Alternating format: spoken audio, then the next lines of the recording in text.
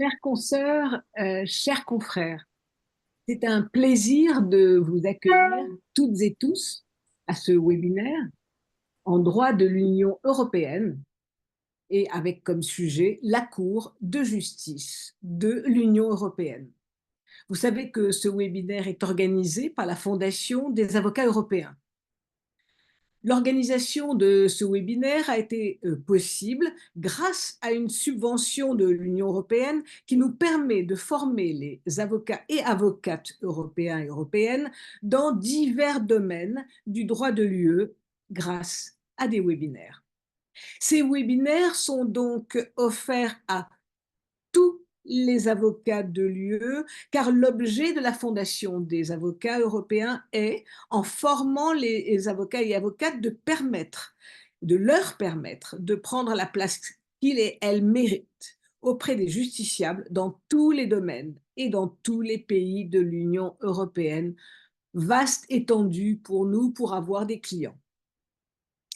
Ce webinaire est absolument fondamental aujourd'hui pour plusieurs raisons.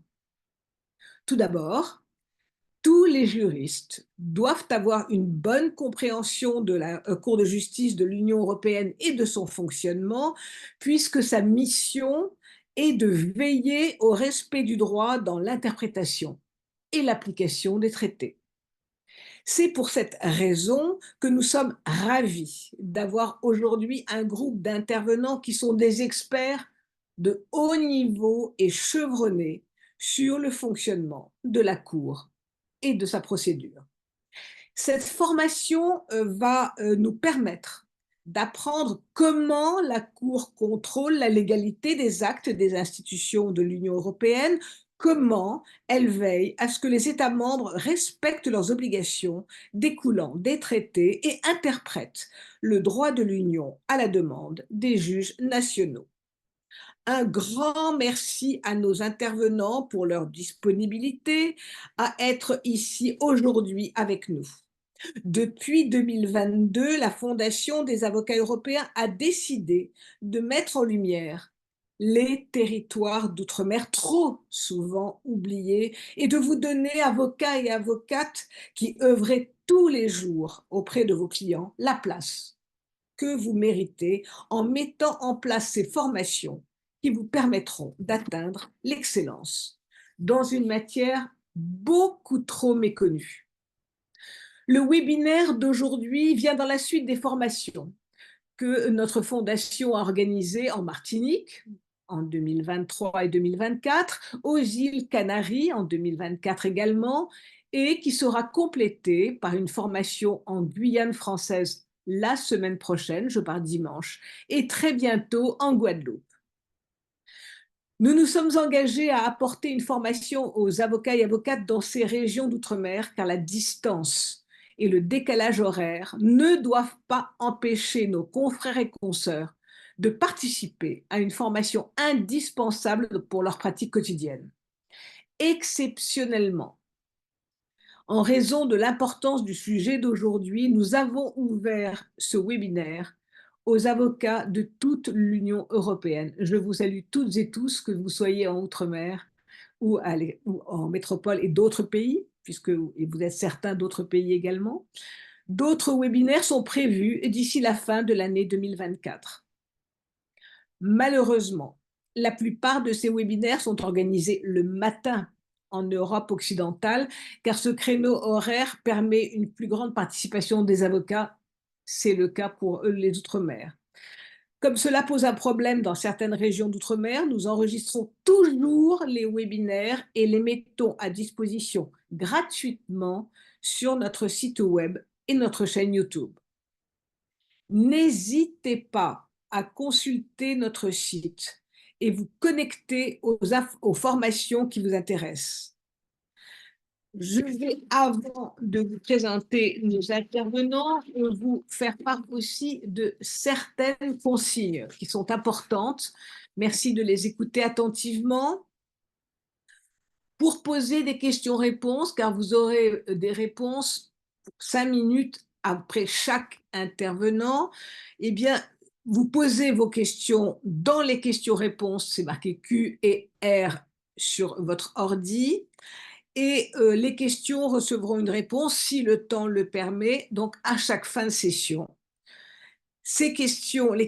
Attention, les questions posées via le chat ne seront pas prises en compte, c'est juste pour échanger entre vous.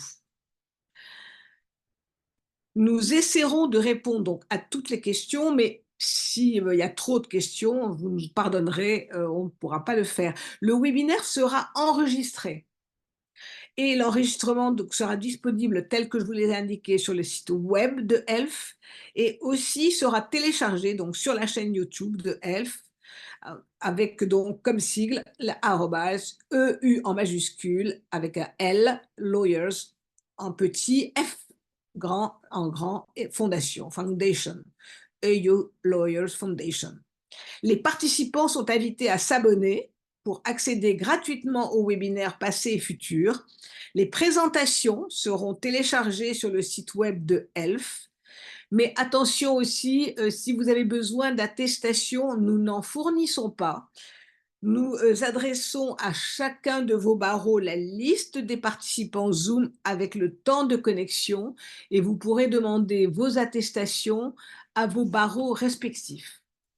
Maintenant que j'ai rempli une démission, nous allons tout de suite rentrer dans le vif du sujet et je vais vous présenter notre premier intervenant. Merci. Vraiment, nous avons, comme je vous l'ai dit, trois intervenants de très haut niveau. Je vois donc José Gutiérrez Fons, voilà. José Gutiérrez Fons est d'origine espagnole, mais parle le français mieux que vous et moi. Il est référendaire et il est à la Cour de justice de l'Union européenne depuis 2009. Il est titulaire d'une licence en droit de l'Université de Madrid, Universidad Autónoma de Madrid. Ça me fait plaisir de parler espagnol, donc je le dis. Il est donc titulaire d'un LLM en droit européen du Collège d'Europe et d'un doctorat en droit du Queen Mary et Westfield College. Inutile de vous dire que l'anglais est aussi comme quasiment sa première langue, et c'était à l'Université de Londres. Avant de rejoindre la Cour de justice de l'Union européenne, il a été assistant d'enseignement et de recherche pendant 3 ans, de 2005 à 2008, chercheur invité postdoctoral à l'Université du Michigan de 2008 à 2009, chargé de cours, invité à l'Universidad Autónoma de Madrid depuis 2010. Inutile de vous dire que nous sommes tous très impressionnés. Et José, je vais vous passer la parole tout de suite pour que vous nous fassiez donc une introduction à la Cour de justice de l'Union européenne. Grâce à vous, les avocats se sentiront, comme je l'ai dit tout à l'heure, comme chez eux, lorsqu'ils iront à la Cour de justice de l'Union européenne. Merci infiniment. Vous Merci, avez Dominique. 25 minutes. Je suis la gardienne de l'horloge. OK, Attention. parfait. Merci beaucoup. Merci aussi beaucoup à la Fondation de m'avoir invité pour donner cette présentation générale sur la Cour de justice. Euh, donc, j'aimerais donner un aperçu général de la Cour de justice. Qu'est-ce que fait la Cour de justice? Quelle est sa composition? Quelles sont ses formations de jugement? Comment elle agit dans l'ordre juridique de l'Union? Donc, c'est vraiment une présentation très générale. Donc, si on pourrait voir les slides PowerPoint que j'ai préparés, on va passer tout de suite à la deuxième. Voilà la présentation, la deuxième. Donc, j'aimerais diviser ma présentation en 3 parties. Donc, tout d'abord, je vais expliquer dans les grandes lignes quel est le rôle euh, de la Cour de justice dans l'ordre juridique de l'Union. Puis, ensuite, je vais parler de la composition et des formations de jugement de la Cour de justice. Et finalement, je vais parler des services, donc c'est-à-dire des personnes qui ne travaillent pas pour les juges ou les avocats généraux, mais qui sont indispensables pour que la Cour puisse fonctionner. Je parle notamment des juristes linguistes, du greffe, des services de la communication également, de la direction de recherche et documentation. Donc, je vais aussi parler un peu à la fin de toutes les personnes qui travaillent pour que la Cour puisse rendre ses arrêts. Donc, si on passe à la prochaine slide.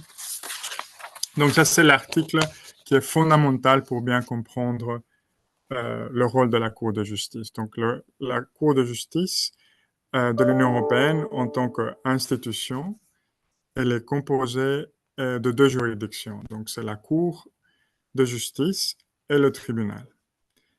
Donc, le rôle de ces deux juridictions est d'assurer le respect dans l'interprétation et l'application des traités. En d'autres termes, le rôle fondamental de la Cour de justice est d'assurer que tout le monde est soumis au droit, à l'état de droit. Donc, c'est vraiment respecter l'état de droit. Qu'est-ce que cela veut dire?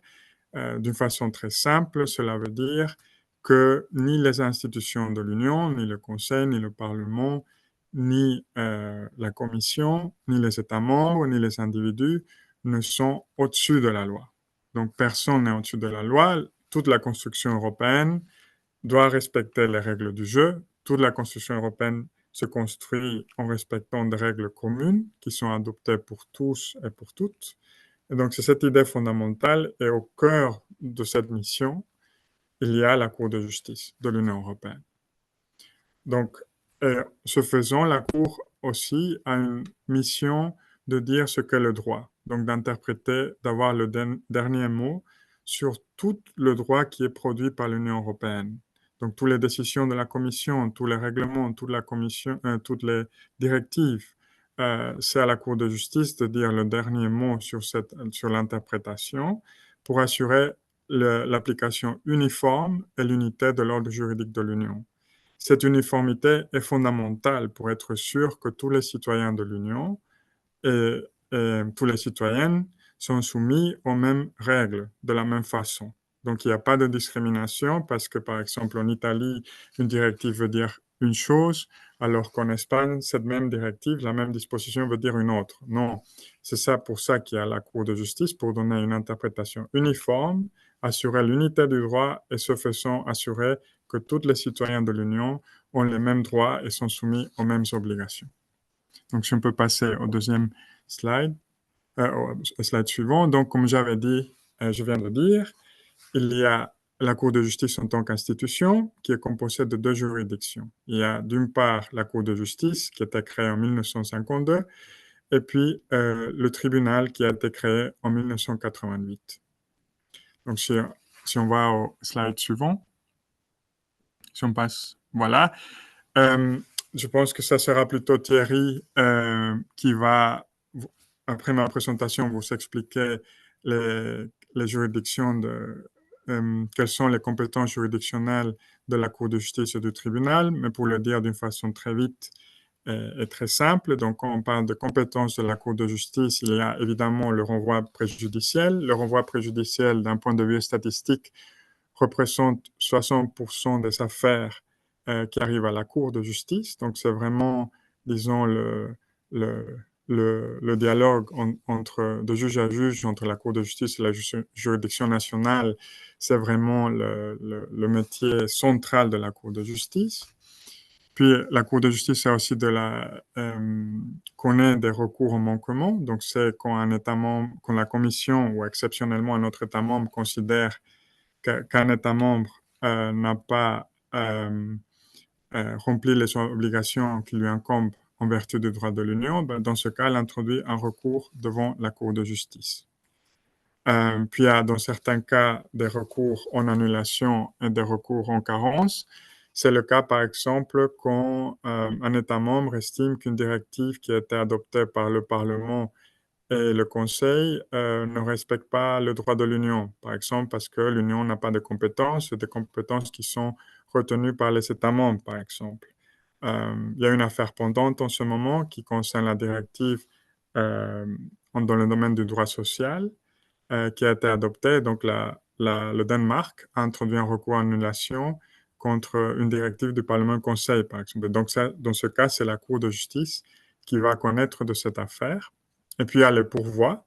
Donc, c'est un pourvoi contre les décisions du tribunal et c'est des pouvoirs qui sont toutefois limités à des questions de droit. Je ne veux pas rentrer là-dedans parce qu'il y aura Thierry qui va expliquer tout cela plus en détail. Mais voilà, c'est ça qui fait ce que fait la Cour de justice, surtout à retenir que ce qui est central pour la Cour de justice, c'est le dialogue de juge à juge à travers le mécanisme de renvoi préjudiciel. Pour ce qui est du tribunal, euh, c'est surtout une juridiction de type administratif. Donc, c'est vraiment des décisions qui sont adoptées par les institutions de l'Union, notamment des décisions de la Commission, qui sont attaquées par des particuliers. Et donc, c'est au tribunal de connaître ce type de recours. Donc, c'est surtout des recours en annulation. C'est aussi des recours en indemnité, dans des cas où les institutions causent des dommages à des particuliers, par exemple. C'est aussi devant le tribunal. Et puis, il y a des recours dans le domaine de la propriété intellectuelle. Il y a aussi des clauses compromissoires. Euh, et il y a également tout ce qui concerne les fonctionnaires, donc des disputes qu'un fonctionnaire peut avoir par rapport à ses droits à la retraite, par exemple, de ses pensions, son échelon pour augmenter son salaire. Ce type de dispute, c'est aussi devant le tribunal. Ce qui est très important à retenir est que c'est une nouveauté. Donc, à partir du 1er octobre 2024, dans 6 domaines spécifiques, la compétence préjudicielle est transférée au tribunal. Donc, je ne vais pas rentrer dedans parce que j'imagine Thierry va vous en parler. Mais ça, c'est une nouveauté très importante parce que ça, ça implique que le renvoi préjudiciel ne sera plus exclusif de la Cour de justice, mais ça va être partagé également avec le tribunal, mais uniquement dans ces 6 domaines spécifiques. Donc voilà, c'est juste une introduction, très vite, pour vous dire quelles sont les compétences de chaque juridiction. Si on passe au suivant slide. Voilà. Donc, quelle est la relation entre la Cour de justice et le tribunal? Toutes les décisions que sont adoptées en première instance par le tribunal vont être soumises, là on peut cliquer pour voir la flèche, soumis à un système de pourvoi ou de réexamen. Voilà. Donc, il y a une relation hiérarchique entre les deux juridictions, la Cour de justice étant la juridiction suprême et le tribunal étant celle dont les décisions sont susceptibles d'un pourvoi ou d'un réexamen. Donc, on peut passer au prochain slide.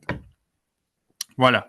Donc, j'ai fini de donner une introduction très rapide de ce que le rôle de la Cour de justice et aussi de ses compétences. Et puis, on va parler de la composition qui font partie de la Cour de justice. Quels sont les différents rôles au sein de la Cour de justice? Si on peut passer au suivant. Voilà. Donc, la Cour de justice est composée de 27 juges. Cela veut dire, dans l'Union européenne, il y a 27 États membres. Donc, cela veut dire qu'il y a un juge par État membre. Donc, au total, 27. Plus 11 avocats généraux. Donc, ces avocats généraux sont des membres de la Cour de justice, mais qui ne font pas partie des délibérés. Ils ne rendent pas de jugement. Donc, les arrêts de la Cour, les ordonnances sont uniquement rendus par les juges.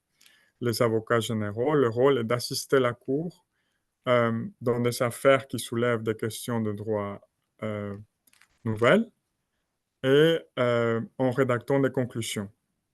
Ces conclusions sont rédigées après l'audience.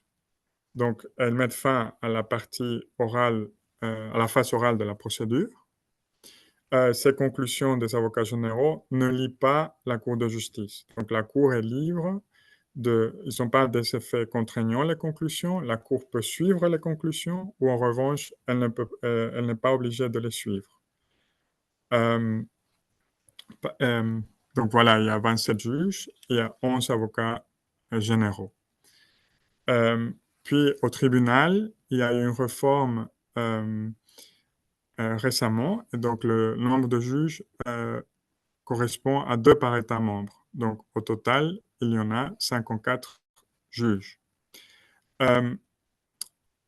il y a un changement à nouveau avec la réforme qui va entrer en vigueur le 1er octobre 2024, où le tribunal va commencer à connaître de la procédure du renvoi préjudiciel. Donc, le tribunal va mettre en place deux chambres spécifiques qui vont traiter les renvois préjudiciels dans ces 6 domaines spécifiques. Et au sein de ces chambres, un des juges va exercer la fonction d'avocat général, mais pour ce qui est des affaires qui sont envoyées à l'autre chambre. Donc aussi dans le tribunal, ça va être une nouveauté, on aura également 2 avocats généraux qui vont traiter les renvois préjudiciels qui sont transférés au tribunal. Donc, il faut maintenant parler comment est-ce que sont désignés les juges et les avocats généraux. C'est la même procédure. Donc, les juges et les avocats généraux sont désignés par le gouvernement des États membres de commun accord. Donc, en pratique, ça veut dire, par exemple, que c'est l'État membre en question, de la nationalité du juge ou de l'avocat général, qui va proposer un candidat, et ce candidat va être nommé de commun accord par les autres États membres. Avant le traité de Lisbonne qui est entré en vigueur le 1er décembre 2009, c'était comme ça. Mais avec le traité de Lisbonne, la procédure a changé. Et donc maintenant, il y a un comité de 155. Donc un candidat, une fois est proposé par son propre État membre, son dossier de candidature est envoyé au comité de 155 où le candidat doit passer un entretien. Donc ce comité est composé des anciens juges, des présidents des cours suprêmes. Il y a un membre qui est nommé par le Parlement européen. Donc, il y a le candidat qui va se présenter devant ce comité et il doit passer cet entretien où on lui pose des questions relatives aux droits de l'Union. L'idée de ce comité est de savoir si le candidat possède les compétences pour être juge de la Cour ou du tribunal. Et donc, dans ce cas, après cet entretien oral, ce candidat, le comité va rendre un avis qui est non contraignant, sur l'aptitude du candidat à devenir juge de la Cour ou du tribunal. Si l'avis est négatif, généralement l'État membre, même si l'avis n'est pas contraignant, retire la candidature de ce candidat et doit à nouveau entamer une nouvelle procédure ou nommer un nouveau candidat qui devra à nouveau passer le comité de 155. Si en revanche le candidat passe le comité, il a un avis positif, dans ce cas, il y aura cette décision de commun accord qui sera adoptée et le juge pourra entrer en fonction. Voilà. Je peux passer au prochain slide. Voilà. Ça, c'est le comité, ce que je viens de parler, du comité de 155. Suivante slide, si je peux. Passer à la suivante aussi. Parfait. Donc maintenant, parlons des formations de jugement. Donc pour ce qui est de la Cour de justice, on peut dire qu'il y en a au total 4 formations. Donc il y a une formation d'une chambre, les juges peuvent faire partie d'une chambre à 3 juges, d'une chambre à 5 juges, de la grande chambre qui est composée de 15 juges et de l'assemblée plénière qui est composée par la totalité des juges, c'est-à-dire 27. Comme vous pouvez plus ou moins, ce ne sera pas surprenant si je dis que la formation dépend de la complexité de l'affaire. Plus complexe et difficile une affaire est, plus délicat les questions qui sont soulevées dans cette affaire, qui sont délicates, vont avoir une formation plus importante. Donc, dans les chambres à 3, c'est plutôt des affaires où il y a déjà une jurisprudence assez étoffée, où les questions sont déjà traitées par la jurisprudence, par exemple. C'est le cas aussi des affaires qui sont très techniques. Dans ce cas, elles seront connues par une chambre à 3. Si c'est une affaire, disons, ordinaire, Ce sera alors une chambre à 5. Si c'est une affaire vraiment qui soulève des questions de principe, alors ils vont être attribués à la grande chambre. Par exemple, des affaires qui concernent des questions de principe ou qui n'ont pas encore été résolues par la jurisprudence de la Cour. Par exemple, pensez aux affaires Akever Franzen ou Meloni. Donc, c'est deux types d'affaires paradigmatiques qui vont être traitées par la Grande Chambre. Ça peut être des cas aussi où il y a des courants jurisprudentiels qui sont en conflit. Donc, la Cour, pour harmoniser la jurisprudence, va résoudre ce conflit à travers dans une formation qui sera la Grande Chambre. Ça peut être des questions sensibles pour un État membre. Par exemple, des questions relatives à l'identité nationale. Dans ce cas aussi, ça va être traité par la Grande Chambre. Et aussi, il faut signaler qu'il y a un cas où les États membres peuvent aussi demander euh, à, euh, à la Cour qu'une affaire soit traitée par la Grande Chambre. Et dans ce cas, même si cette affaire ne soulève pas des questions extrêmement complexes ou extrêmement compliquées, l'affaire sera toutefois traitée en Grande Chambre. Euh, euh, et exceptionnellement, l'Assemblée plénière, ce sont vraiment des affaires de principe, des affaires qui soulèvent des questions constitutionnelles, des questions euh, extrêmement importantes pour l'unité de l'ordre juridique de l'Union. Par exemple, c'était le cas de l'avis de Bar 13 qui concernait un avis qui avait été demandé pour adhérer à la Convention européenne des droits de l'homme. Donc, la question dans cette affaire était de savoir si l'Union européenne pouvait, selon le projet d'accord qui avait été adopté à l'époque, adhérer au système de la Convention européenne des droits de l'homme. Une autre affaire, ce sont des affaires tout à fait récentes sur la conditionnalité. Donc, c'était de recours en annulation introduits respectivement par la Pologne et l'Hongrie euh, qui attaquaient le règlement qui avait été adopté par le Conseil sur la conditionnalité, donc le Parlement, sur la conditionnalité. Donc, c'est deux exemples euh, des affaires qui seront traitées par la plénière.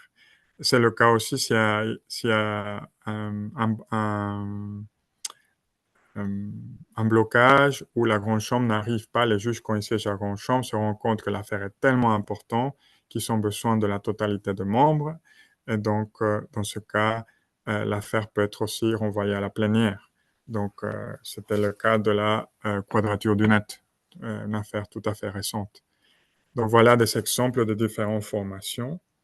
Il faut aussi dire, puisque je parle de formation, il faut aussi dire que plus la formation est importante, plus il y a plus il est probable que l'avocat général qui est assigné à chaque affaire, donc dans toutes les affaires, il y a un juge rapporteur et un avocat général, ben, plus l'affaire est complexe, plus il y a des chances qu'il y aura des conclusions, parce qu'il n'y a pas de conclusions pour chaque affaire. Donc évidemment, dans les grandes chambres, il y aura certainement presque toujours des conclusions, alors que dans des chambres à trois, c'est plus rare.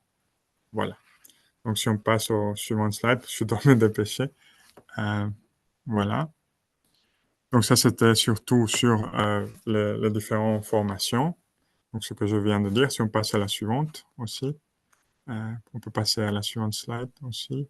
Donc, pour finaliser, dans le temps qui me reste, je vais parler des différents services. Donc, quand on parle de la Cour de justice, on parle des juges et de leur cabinet. Donc, les juges, chaque juge a un cabinet. Ce sont des référendaires. Donc, c'est mon métier. Donc, nous, on travaille pour des différents juges. C'est comme si vous voulez des petits cabinets euh, de juristes qui travaillent pour chaque juge. Donc, généralement, si le juge est rapporteur, il choisit un référendaire qui sera responsable du dossier et qui va aider le juge et l'assister dans le traitement de cette affaire. C'est la même chose pour les cabinets des avocats généraux, où il y a aussi des référendaires. Normalement, il y a 4 référendaires par cabinet de juge ou de l'avocat général. Le cabinet du président, pour des raisons qui sont évidentes, est plus grand, il a une plus grande taille, donc il y a plus de référendaires. Donc c'est ça ce qu'on appelle le cabinet, donc c'est les équipes des juges. Mais à côté de cela, il y a toute une institution, donc il y a toute une série de services qui aident les cabinets dans leur travail, dans leur métier, parce que la Cour de justice est une organisation où le multilinguisme règne. On reçoit des dossiers dans toutes les langues, donc dans les 24 langues officielles. Et donc, évidemment, il faut traduire tous les dossiers qui arrivent, tous les documents qui arrivent. Et donc, la Cour doit s'appuyer sur les différents services pour pouvoir travailler. Donc, la langue de travail de la Cour étant le français. Donc, tous les documents qui arrivent, parce qu'évidemment, les juges par exemple, les juges nationaux vont envoyer les questions préjudicielles dans leur propre langue. Donc là, il faudra les traduire dans la langue de travail de la Cour. C'est la même chose pour les États membres. Les États membres, quand ils interviennent, déposent des observations, le font dans leur propre langue. Donc il faut évidemment traduire ces langues. Et puis, ça c'est la première phase, parce qu'après, il faut traduire du français dans la langue de procédure pour rendre l'arrêt, qui est la version authentique, euh, dans la langue de procédure. Donc, si par exemple c'est une affaire espagnole, la préjudicielle va arriver en espagnol. On va la traduire dans la langue de travail qui est le français. Et une fois que l'arrêt sera rédigé en français, il va être traduit en espagnol. Ce sera la version authentique qui sera envoyée aux parties et sera publiée par la Cour. Donc, on va voir chaque service très, très vite parce que je pense que je n'ai pas beaucoup de temps. Donc, les services, on peut passer au suivant slide. Donc, le point de contact, et ça c'est très important pour les avocats, c'est le greffe. Évidemment, là c'est comme au niveau national. Donc, le greffe, c'est, disons, l'interlocuteur entre le cabinet et le monde externe. Donc, c'est vraiment, nous, on n'a jamais, quand on travaille dans le cabinet, on n'a jamais un contact avec le monde extérieur. Tout contact se fait à travers le greffe. Donc, le greffe, donc il y a cette mission d'interlocuteur, mais il nous aide aussi dans le déroulement de la procédure, parce que les administrateurs qui travaillent au greffe sont des experts dans la procédure de la Cour de justice. Donc, ils nous aident vraiment. Et donc, c'est vraiment le rôle de nous aider à ce que la procédure se déroule normalement. Et à nouveau, c'est très utile pour les avocats parce que c'est à travers eux que nous, on reçoit des informations et vice-versa. Donc, si on peut passer au prochain slide. Donc, puis, on a également, donc c'est le greffe, et une autre direction très importante au sein de la Cour de justice est la direction de recherche et documentation. Donc, c'est vraiment leur mission. Donc, cette direction est composée d'experts nationaux qui parlent toutes les langues.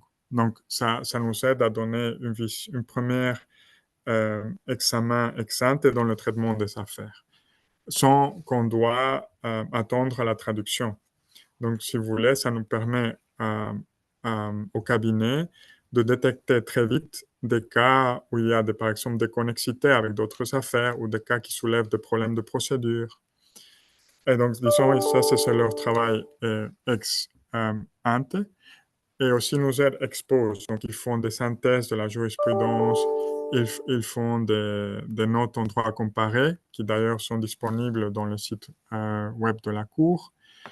Et ils sont aussi en contact avec des autres juridictions nationales et internationales, comme par exemple la Cour européenne des droits de l'homme.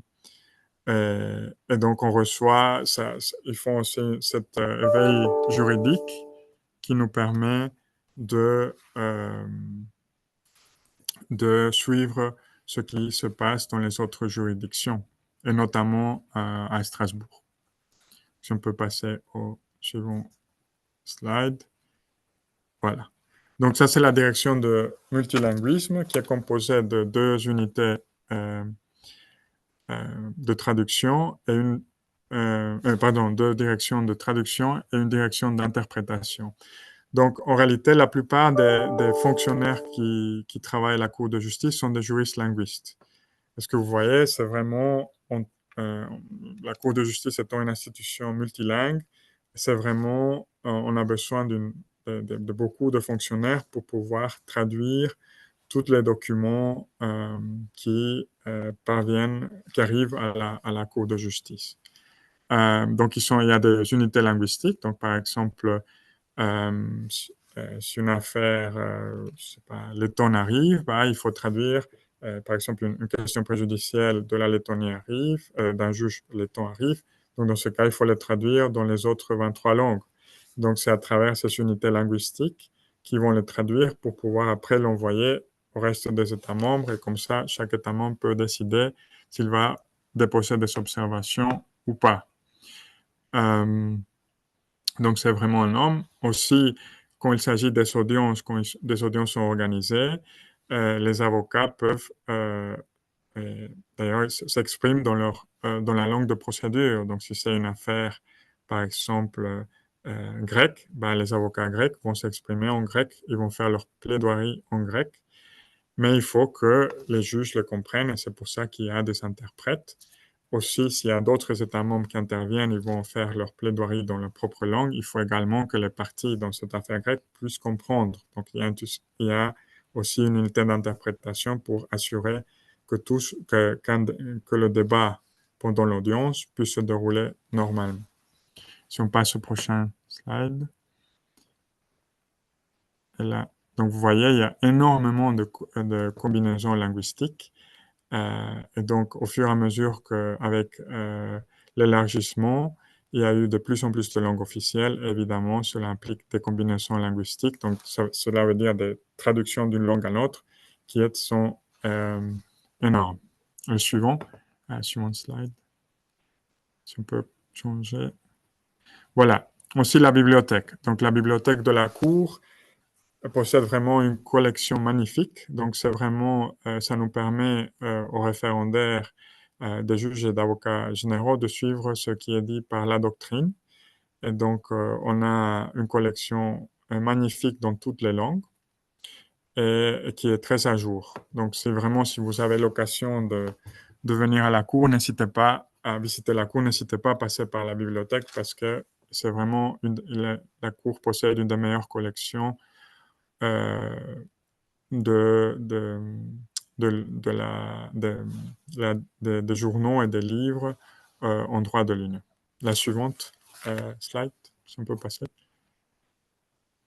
Donc ça, c'est très important pour les avocats. Et donc, il faut surtout suivre, connaître bien le site web de la Cour de justice. Parce qu'il y a toute une série d'informations rapides qui permettent notamment aux avocats de jeter un coup d'œil sur la jurisprudence sans consacrer beaucoup de temps.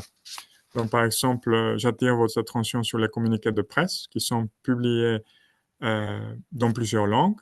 Et donc, ces communiqués de presse sont vraiment... C'est pas dans toutes les affaires où il y a un communiqué de presse, mais c'est vraiment dans les affaires les plus importantes où la Cour va faire ses communiqués de presse. Ils font généralement 2 pages et ça permet d'avoir un aperçu très rapide et très pratique de ce que la Cour a dit.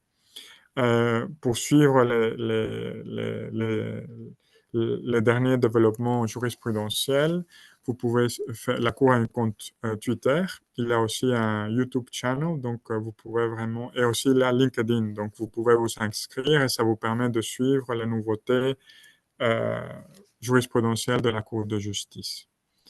Donc n'hésitez pas à vous inscrire. Et cela vous permet de vraiment suivre de près la jurisprudence de la Cour. Et je pense que c'est avec cela, je pense que je suis dans le temps, si je ne me trompe pas. Et je laisserai quelques minutes aux questions. Et donc, voilà, vous savez, on peut finaliser ma présentation. Merci beaucoup. Merci, vraiment merci infiniment. C'était passionnant. Ça nous fait rêver, on a envie d'y être. Nous aimerions dans tous nos pays avoir aussi toute, disons, cette bibliothèque. Alors, une chose qui est fascinante aussi à la Cour de justice, c'est la qualité des interprètes, qui est Ouais, mais, mais merveilleux. Ce sont des gens de compétences extrêmes.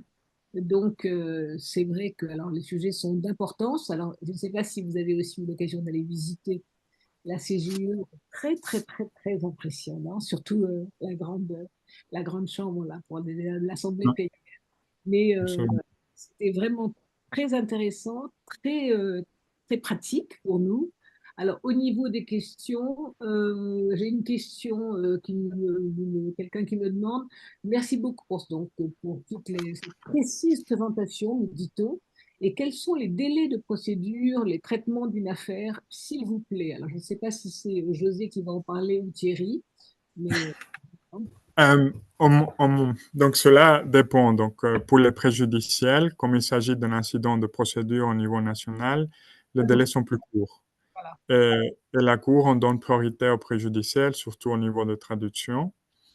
Et donc là, environ, c'est, si je ne me trompe pas, approximativement, c'est alentour de 16 mois. Donc plus ou moins un an et demi. Thierry va en Du parler. moment Voilà. du moment où la demande de décision préjudicielle arrive jusqu'à le prononcé de l'arrêt, environ un an et demi, 16 mois.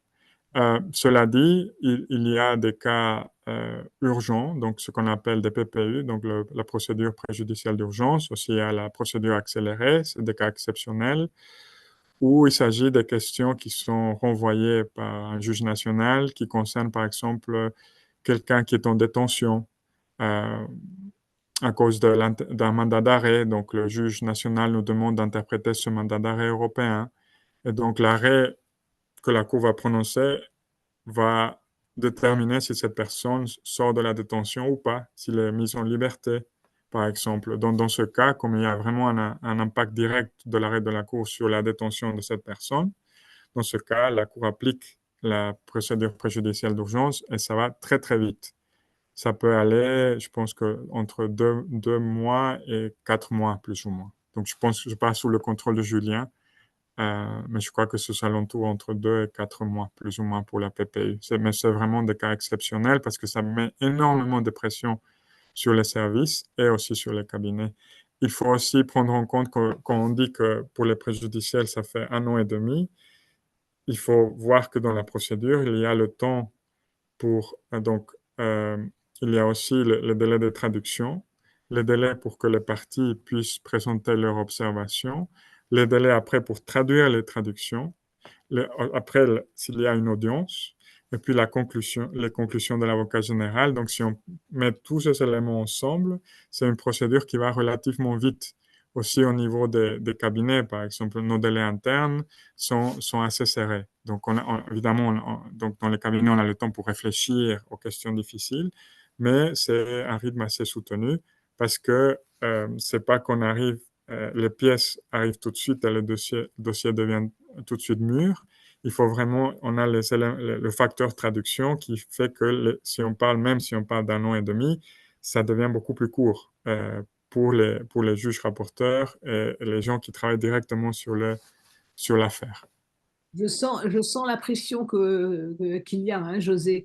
Donc, José, merci infiniment. Alors, merci encore plus parce que je sais que vous avez une réunion super importante à la Cour de justice de l'Union européenne. Donc là, vous allez être obligé de nous laisser.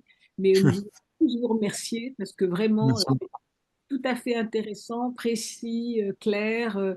Et allez, je vais dire, ça donne, ça donne vraiment, vous qui êtes jeune derrière les écrans, allez-y, c'est absolument passionnant. Donc, merci infiniment, José, et j'espère à très bientôt. Nous vous remercions tous beaucoup, beaucoup, beaucoup. Voilà. Merci à vous. Merci à vous. Au revoir. Thierry, qui va maintenant montrer sa petite frimousse. Voilà Thierry, voilà Thierry Bontin, alors que je connais depuis longtemps, je suis très honorée qu'il nous accorde un petit peu son temps à la Fondation des avocats européens et aux confrères et aux consoeurs. Alors Thierry est un confrère, Il est membre de l'Ordre des avocats francophones du barreau de Bruxelles depuis 1996, mais aussi au barreau de Paris. Nous avons ce bonheur sur la liste européenne depuis 2013. Il est associé au sein du cabinet d'Al de Wolf. Il dirige l'équipe droit de l'Union européenne, donc on ne pouvait pas avoir mieux, hein. Thierry a une pratique qui est reconnue dans les domaines de la libre prestation de services, de la liberté d'établissement, du droit européen des contrats et de la politique étrangère et de sécurité commune, notamment des mesures restrictives. Il est un expert en droit des professions réglementées. Il défend différents ordres ou associations professionnelles en France, en Belgique, devant la Commission européenne ainsi que devant les juridictions européennes et nationales. C'est un miracle qu'on l'ait avec nous aujourd'hui. Et encore, il revenait déjà de la Cour. Donc, on a beaucoup, beaucoup de chance. Il est également chef de la délégation belge auprès du Conseil des barreaux européens, le CCBE, qui est notre, tout le monde ne le connaît pas, mais le CCBE, c'est notre organisme politique qui nous représente auprès des institutions européennes. Et donc, ces différents domaines d'activité professionnelle l'amènent à plaider régulièrement devant les juridictions nationales et de l'Union européenne. Donc, inutile de vous dire qu'on a un spécialiste et un praticien hors pair. Et donc, mon cher Thierry, pour 25 minutes, puisque ensuite il y a 5 minutes pour d'éventuelles questions, tu vas nous parler, je dis tu parce que je le connais depuis longtemps, hein, compétences et pouvoirs de la CJUE, mais tous les types d'affaires. Enfin, bref, je te cède tout de suite la parole et nous sommes tout oui. Je te remercie beaucoup, Dominique, et c'est aussi pour moi un honneur de participer à cette formation, notamment organisée par elle, qui est une fondation auquel je tiens beaucoup, et de le faire sous la présentation de Dominique, que je connais effectivement depuis fort longtemps, et qui a représenté merveilleusement bien le barreau de Paris, notamment lorsqu'elle était sa vice-bâtonnière. Je voudrais aussi remercier Rosé pour sa présentation, parce qu'il m'a vraiment permis de partir sur une base solide. Vous connaissez les structures de la Cour maintenant et du tribunal, son architecture, la manière dont ça fonctionne, les différents services, et je vais rentrer directement dans le vif du sujet. On m'a dit que l'on diffuserait mes slides, je ne les vois pas. Est-ce que on, on peut les diffuser? Voilà. Merci beaucoup.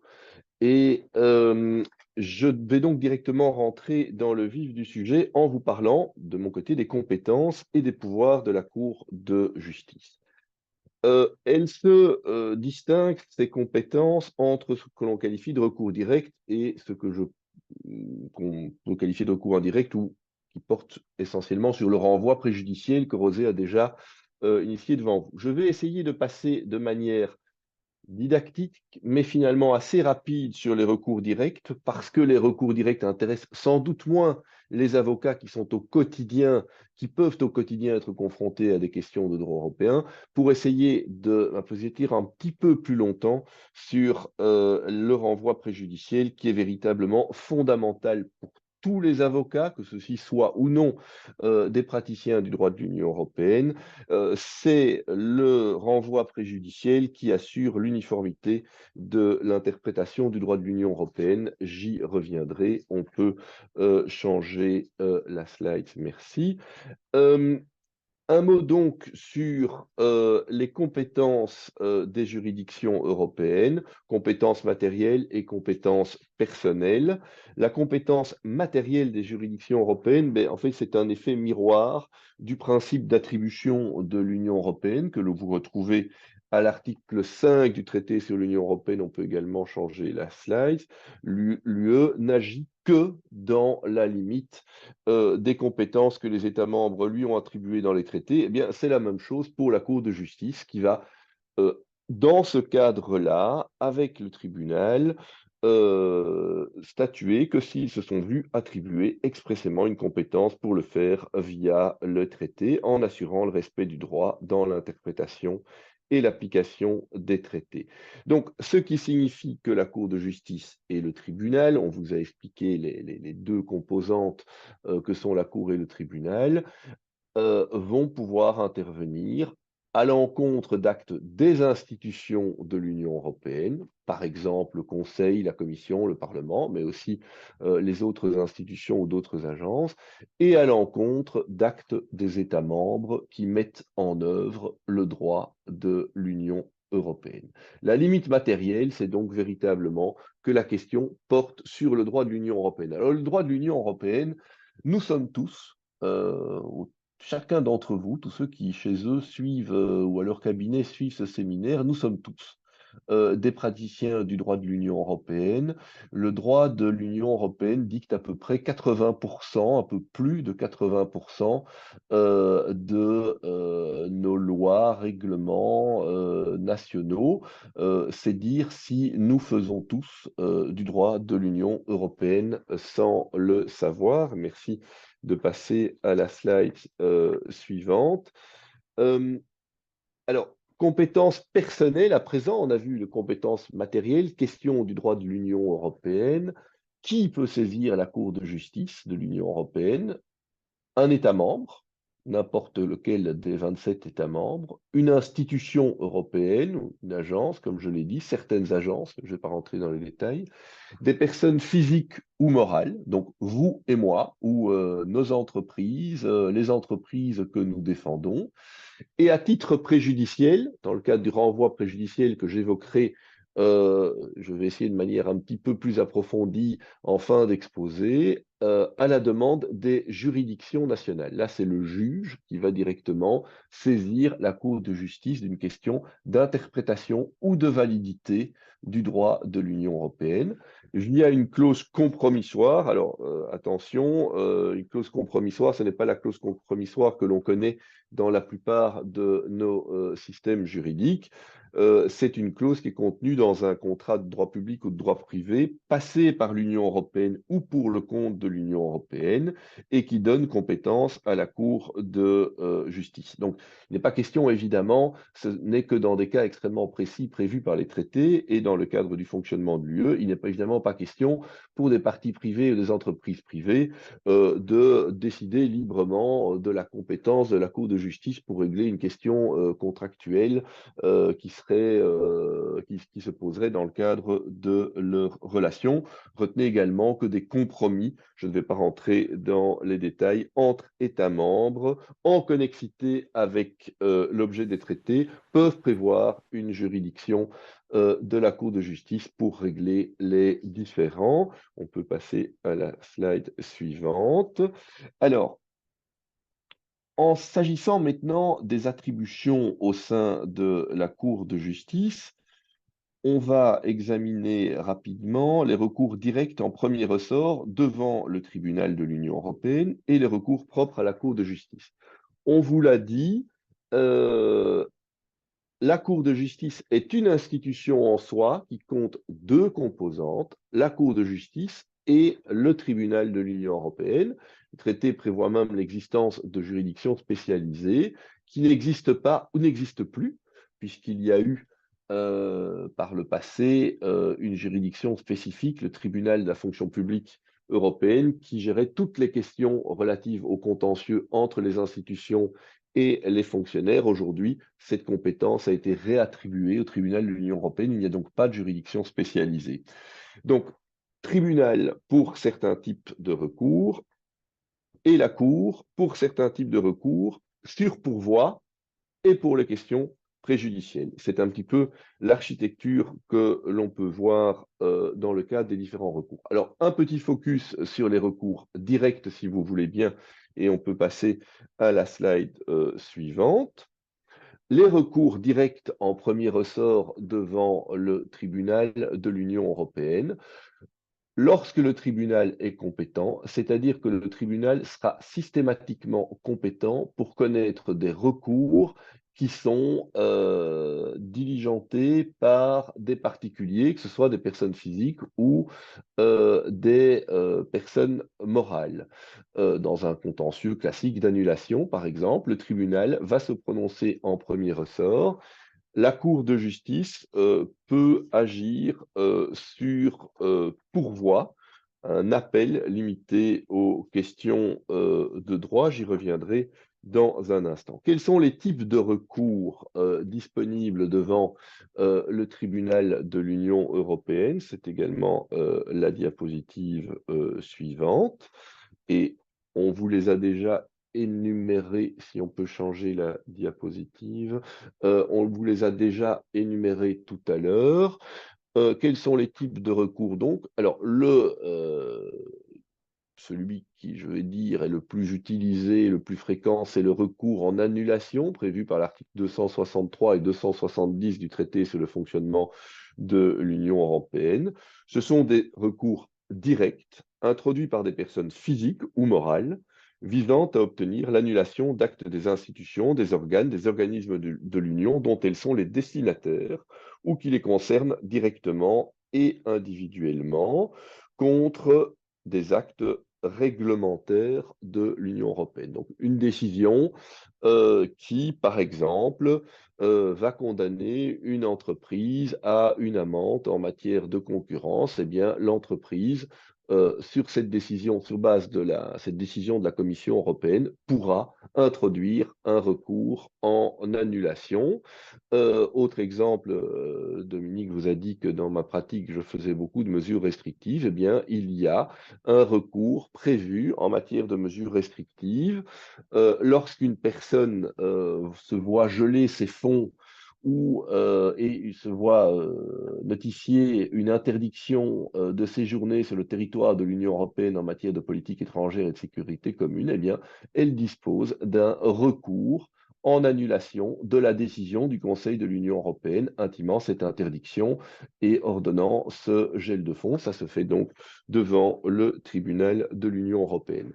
Autre recours qui est peut-être un petit peu moins fréquent, mais qui existe aussi, c'est le recours en carence. C'est le recours direct, introduit toujours par des personnes physiques ou morales, contre une abstention de statuer de ces institutions, organes ou organismes. La Commission va manquer à statuer, à prendre une décision dans une situation concrète particulière. Eh bien, le justiciable va disposer d'un recours en carence lui permettant de saisir le tribunal pour condamner la commission à cet égard-là. Recours en responsabilité extra-contractuelle, mais ma foi, il est assez simple à comprendre, c'est celui qui existe dans l'ensemble des États membres et dans l'ensemble des droits nationaux. C'est la possibilité d'obtenir devant le tribunal de l'Union la réparation des dommages causés par des institutions, des organes et des organismes de l'Union ou leurs agents. Il était bien entendu pas question d'obtenir réparation d'un dommage causé par un État membre ou causé par une entreprise privée. C'est évidemment toujours l'émanation de l'Union européenne qui pourra faire l'objet d'une condamnation en responsabilité extra-contractuelle. Je vous ai parlé de la cause compromissoire. Un exemple encore sur l'autre, non, c'est toujours sur la même slide, pardon, c'est les litiges entre l'Union européenne et ses agents. C'est un contentieux extrêmement important en termes quantitatifs. C'est ce qu'on appelle le contentieux de la fonction publique européenne, qui concerne l'ensemble des institutions européennes, mais aussi l'ensemble des agences européennes. Et comme vous le savez, ces agences sont un petit peu décentralisées partout dans l'Union européenne. Eh bien, en cas de litige entre l'institution et son agent, c'est le tribunal, après règlement d'une procédure administrative précontentieuse, c'est le tribunal de l'Union européenne qui est compétent pour trancher ces questions. Alors, on peut passer à la slide suivante. Comment est-ce que cela se passe dans le cadre des procédures sur les recours directs? Il y a deux phases devant la juridiction devant le tribunal de l'Union européenne. devant la Cour aussi d'ailleurs, mais les deux phases, la procédure écrite dans un premier temps, le recours est déposé via une requête écrite par un avocat s'il s'agit de défendre une partie privée, par un agent ou un avocat s'il s'agit de défendre une agence ou une institution. Le recours va être publié par extrait au journal officiel et les parties se verront signifier ce recours, cette requête par le greffe. Alors il y a un système, je ne vais pas de nouveau rentrer dans les détails, mais il y a un système absolument, bon, qui depuis existe dans beaucoup de juridictions, mais la Cour de justice était pionnière en l'espèce. Il y a un système de greffe virtuel, e-Curia, qui est absolument formidable, qui fonctionne très très bien et sur lequel toutes les notifications doivent être déposées, les pièces y compris, et le greffe, à travers cette plateforme, va notifier aux différents intervenants les différents actes de procédure, va les prévenir des différentes notifications. Chaque avocat qui agit devant les juridictions reçoit un identifiant qui doit changer régulièrement pour des raisons de sécurité et cela fonctionne admirablement bien. Ensuite, il y a une procédure écrite, un mémoire en défense, un mémoire en réplique. Le tribunal va décider de l'opportunité ou non d'un nouvel échange et on arrivera au moment, on peut passer à la slide suivante, de la phase orale de la procédure. La phase orale de la procédure, elle est facultative.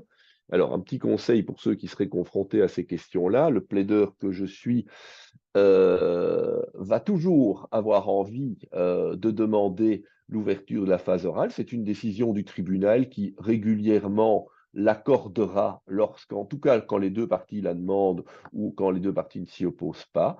Dans d'autres cas, il tranchera la question.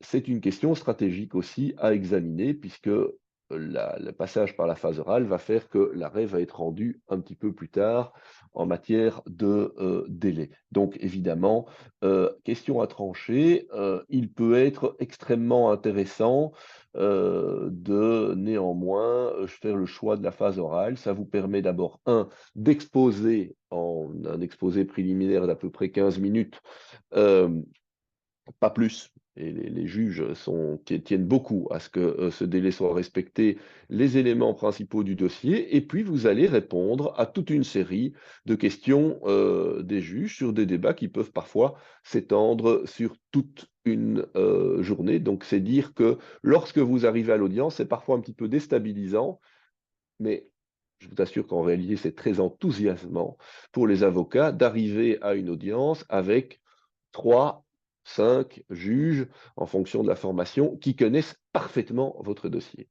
qui sont évidemment aidés par les référendaires qu'on vous a parlé, mais qui connaissent votre dossier absolument par cœur, parfois mieux que vous, et vous êtes questionné dans tous les sens pour pouvoir répondre à des questions que les juges se posent encore. Donc, il faut évidemment arriver à ces audiences avec une parfaite connaissance du dossier. L'affaire est ensuite mise en délibéré, et sauf incident spécifique sur lequel je ne vais pas m'appesantir, un arrêt est rendu dans un délai variable entre 2 mois et 4 mois. Parfois, c'est un petit peu plus peu. Je viens d'avoir maintenant un arrêt positif en plus. 3 semaines ou un mois après avoir plaidé, c'est assez rare. En général, c'est plutôt entre 2 mois et demi et 4 mois, parfois 5 mois, après la mise en délibéré. Alors, on en arrive à la Cour de justice.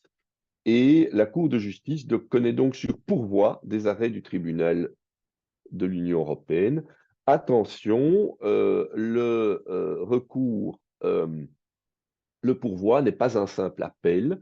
Il s'agit en gros de sa compétence est limitée aux questions de droit. Donc la Cour de justice va déclarer votre pourvoi irrecevable si vous rentrez uniquement dans une logique factuelle, sauf si elle estime qu'il y a eu une qualification juridique erronée des faits de la part du tribunal, ce qui constitue une erreur de droit. Voilà pour le pourvoi qui doit être introduit dans un délai de 2 mois après, après que l'arrêt ait été rendu. Alors, Quelques mots encore pour terminer, avant de me laisser quelques minutes très importantes sur le renvoi préjudiciel.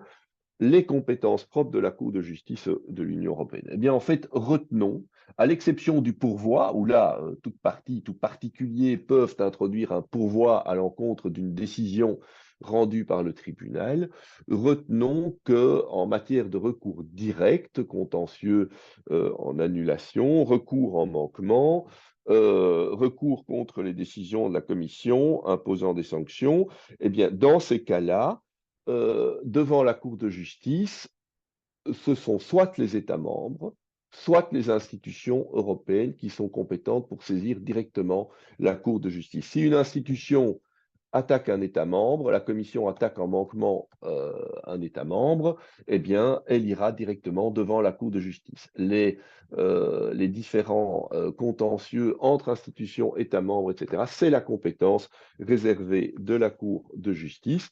Par contre, définitivement, le tribunal de l'Union européenne est, lui, clairement le juge le juge des particuliers dans le cadre des répartitions de compétences entre les deux juridictions. Je pense on peut passer de 2 slides, je vais vous le dire tout de suite, mais nous avons avancé. Oui, tout à fait. Et nous arrivons à ce renvoi préjudiciel dont je voulais vous parler un petit peu plus longuement. Il me reste 6-7 minutes et c'est tout à fait parfait pour évoquer de manière un peu plus pratique ce renvoi préjudiciel qui est finalement la question qui intéressera le plus les avocats qui ont un rôle absolument fondamental dans le cadre de cette procédure. On peut passer à la diapositive suivante. Alors, on vous l'a déjà dit, le renvoi préjudiciel, c'est l'instauration d'un dialogue entre juges. C'est une garantie pour assurer l'uniformité du droit de l'Union européenne dans tous les États membres et par l'ensemble des juridictions nationales.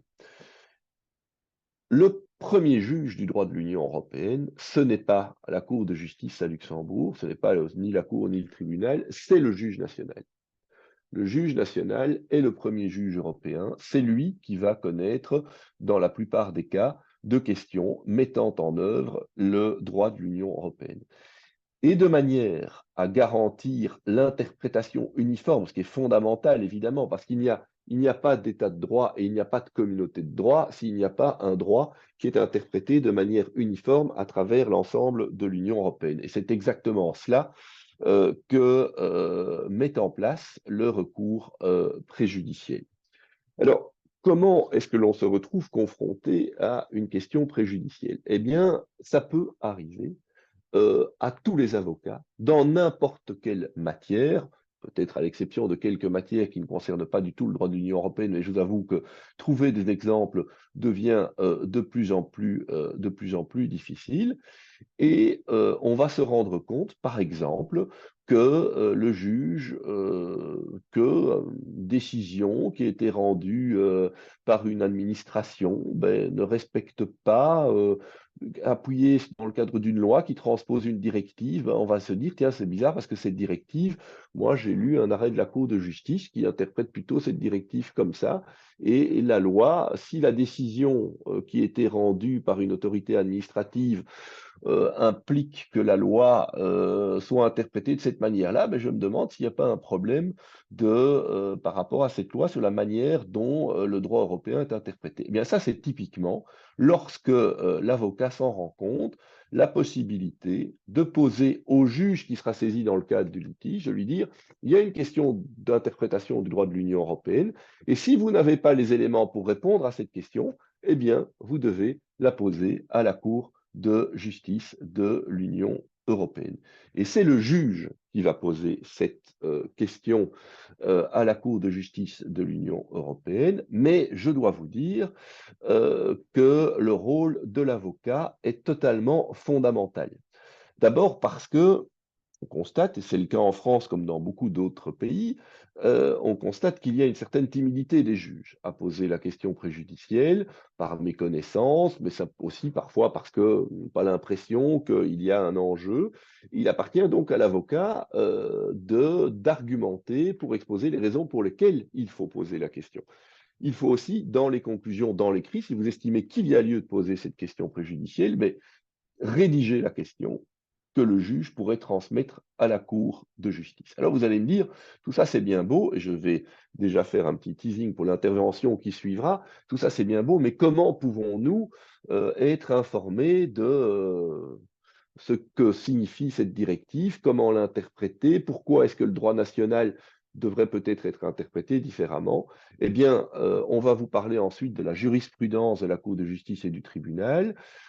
L'ensemble de la jurisprudence, de l'interprétation des traités, du droit, donc du droit primaire, du droit secondaire, qui sont l'ensemble des actes des institutions, fait l'objet de très nombreuses publications accessibles gratuitement, notamment sur le site de la Cour de justice, qui est une vraie mine d'or et qui peut vous aider, chacun d'entre vous, dans le cadre de vos recherches en matière préjudicielle.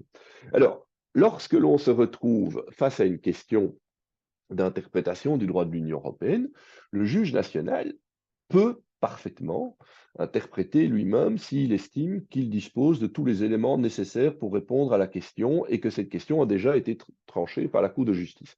Je vous dis, c'est le premier juge de l'Union européenne. S'il a un doute, par contre, ben, il peut jusqu'à un certain degré, il peut poser la question préjudicielle. Dans l'hypothèse où on se retrouve en dernier ressort, devant le Conseil d'État en France, devant la Cour de cassation, eh bien, dans ce cas-là, il a normalement une obligation de poser la question préjudicielle, à l'exception de ce qu'on appelle la théorie de l'acte clair. Il y a la jurisprudence Silphit que je cite, et récemment une jurisprudence plus récente que je cite dans les diapositives que vous recevrez, qui, si c'est tellement, la question est tellement claire, eh bien, même le juge statuant en dernier degré ne doit pas poser la question préjudicielle, mais ça doit évidemment être dûment motivé. La France s'est fait tirer les oreilles à quelques reprises par la Cour de justice de l'Union européenne et même par la Cour européenne des droits de l'homme sur ces questions, dans la mesure où dans deux arrêts récents, la France a été condamnée pour manquement au droit de l'Union européenne parce que le Conseil d'État avait refusé de poser une question préjudicielle en estimant qu'on était dans l'acte clair sans motiver sa réponse. Et plus récemment, et c'est encore plus illustratif, la France a été condamnée par la Cour européenne des droits de l'homme, considérant que le fait que la Cour de cassation de France n'ait pas posé une question préjudicielle à la Cour de justice, alors qu'on était en dernier degré de juridiction, eh bien, revenait à une atteinte, à une violation de l'article 6 et du droit à un procès équitable et impartial. Donc, c'est vous dire si l'on est attentif au respect par le juge national de cet instrument qui est tout à fait fondamental. Sans le recours préjudiciel, il n'y a pas d'uniformité du droit de l'Union européenne et il n'y a pas de droit de l'Union européenne puisque ce droit est en construction constante. Sachez aussi qu'il y a également une question préjudicielle en validité, donc c'est-à-dire que si un juge national, une partie s'interroge sur la validité d'une décision, par exemple de la Commission européenne ou d'un règlement de la Commission européenne, eh bien, le juge national ne peut évidemment pas déclarer invalide un règlement ou une décision de la Commission européenne, mais peut poser la question de sa validité via le renvoi préjudiciel à la Cour de justice qui va statuer sur cette question. Voilà, je vois que malheureusement mon temps est déjà dépassé. J'aurais souhaité vous parler beaucoup plus longuement de toutes ces questions qui sont passionnantes. Tu as Pardon? encore, tu as encore 10 minutes, mon cher Thierry, si tu veux. Ah, j'ai 35 minutes, j'avais compris 25 minutes. Non, il faut que tu me laisses 5 petites minutes donc, pour les questions. Il y en a quelques-unes, mais autrement, enfin une, mais autrement, tu as encore 8 minutes où tu peux encore nous passionner avec. Alors, eh bien, écoutez, très bien, mais je vais alors rentrer dans la phase plus pratique de l'avocat confronté à une question préjudicielle, comment ça se passe en pratique, quelle est la procédure à suivre. Cette procédure est en détail dans les slides, mais moi je vais peut-être un peu m'écarter des slides pour terminer et vous exposer comment ça se passe. Vous allez vous retrouver devant un juge national en matière de droit familial, par exemple, ou en matière de contrat, et vous posez la question de la bonne transposition d'une directive par le législateur français. Et cette question, vous allez la développer dans vos écrits. Vous allez faire des recherches sur le site de la Cour de justice, qui est une mine d'or, où l'on retrouve non seulement la jurisprudence au jour le jour, mais également des synthèses, des moteurs de recherche qui vous permettent véritablement d'aller très loin, et en plus magnifique, tout ça est gratuit. Et donc, vous allez déjà pouvoir trouver là un certain nombre d'informations qui vont vous permettre de développer une argumentation et de vous dire, voilà, le droit de l'Union européenne s'interprète comme ça. Et si vous ne trouvez pas suffisamment de réponses dans le droit existant, eh bien, vous allez pouvoir demander au juge de poser une question préjudicielle à la Cour de justice de l'Union européenne. Le juge national va poser cette question préjudicielle. Alors, comme je vous l'ai dit, il a la possibilité de le faire ou pas si on n'est pas en dernier degré. On n'est pas en dernier degré, ben, il va falloir le convaincre, il va vraiment falloir lui dire que cette question, une réponse à cette question par la Cour est indispensable. Ça se fait dans le cas de la procédure écrite, en plaidoirie, et ça se fait, et ça c'est là que je vais être le plus pratique possible, en lui facilitant la tâche. Les juges sont comme les avocats et comme tous les autres des êtres humains, poussés naturellement à une certaine fainéantise, et donc il faut absolument leur prémâcher le boulot et rédiger ces questions préjudicielles pour véritablement leur donner envie de les poser. Si le juge décide de poser ces questions préjudicielles, il va s'adresser, selon un dialogue interjuge, à la Cour de justice de l'Union européenne en adressant l'ensemble des éléments du dossier, et il va saisir la Cour qui va à son tour, une fois qu'elle aura pris connaissance de la, de la question préjudicielle, bon, elle pourrait évidemment rendre une ordonnance déclarant qu'il n'y a pas lieu à cette question d'irrecevabilité, mais partons du principe que la Cour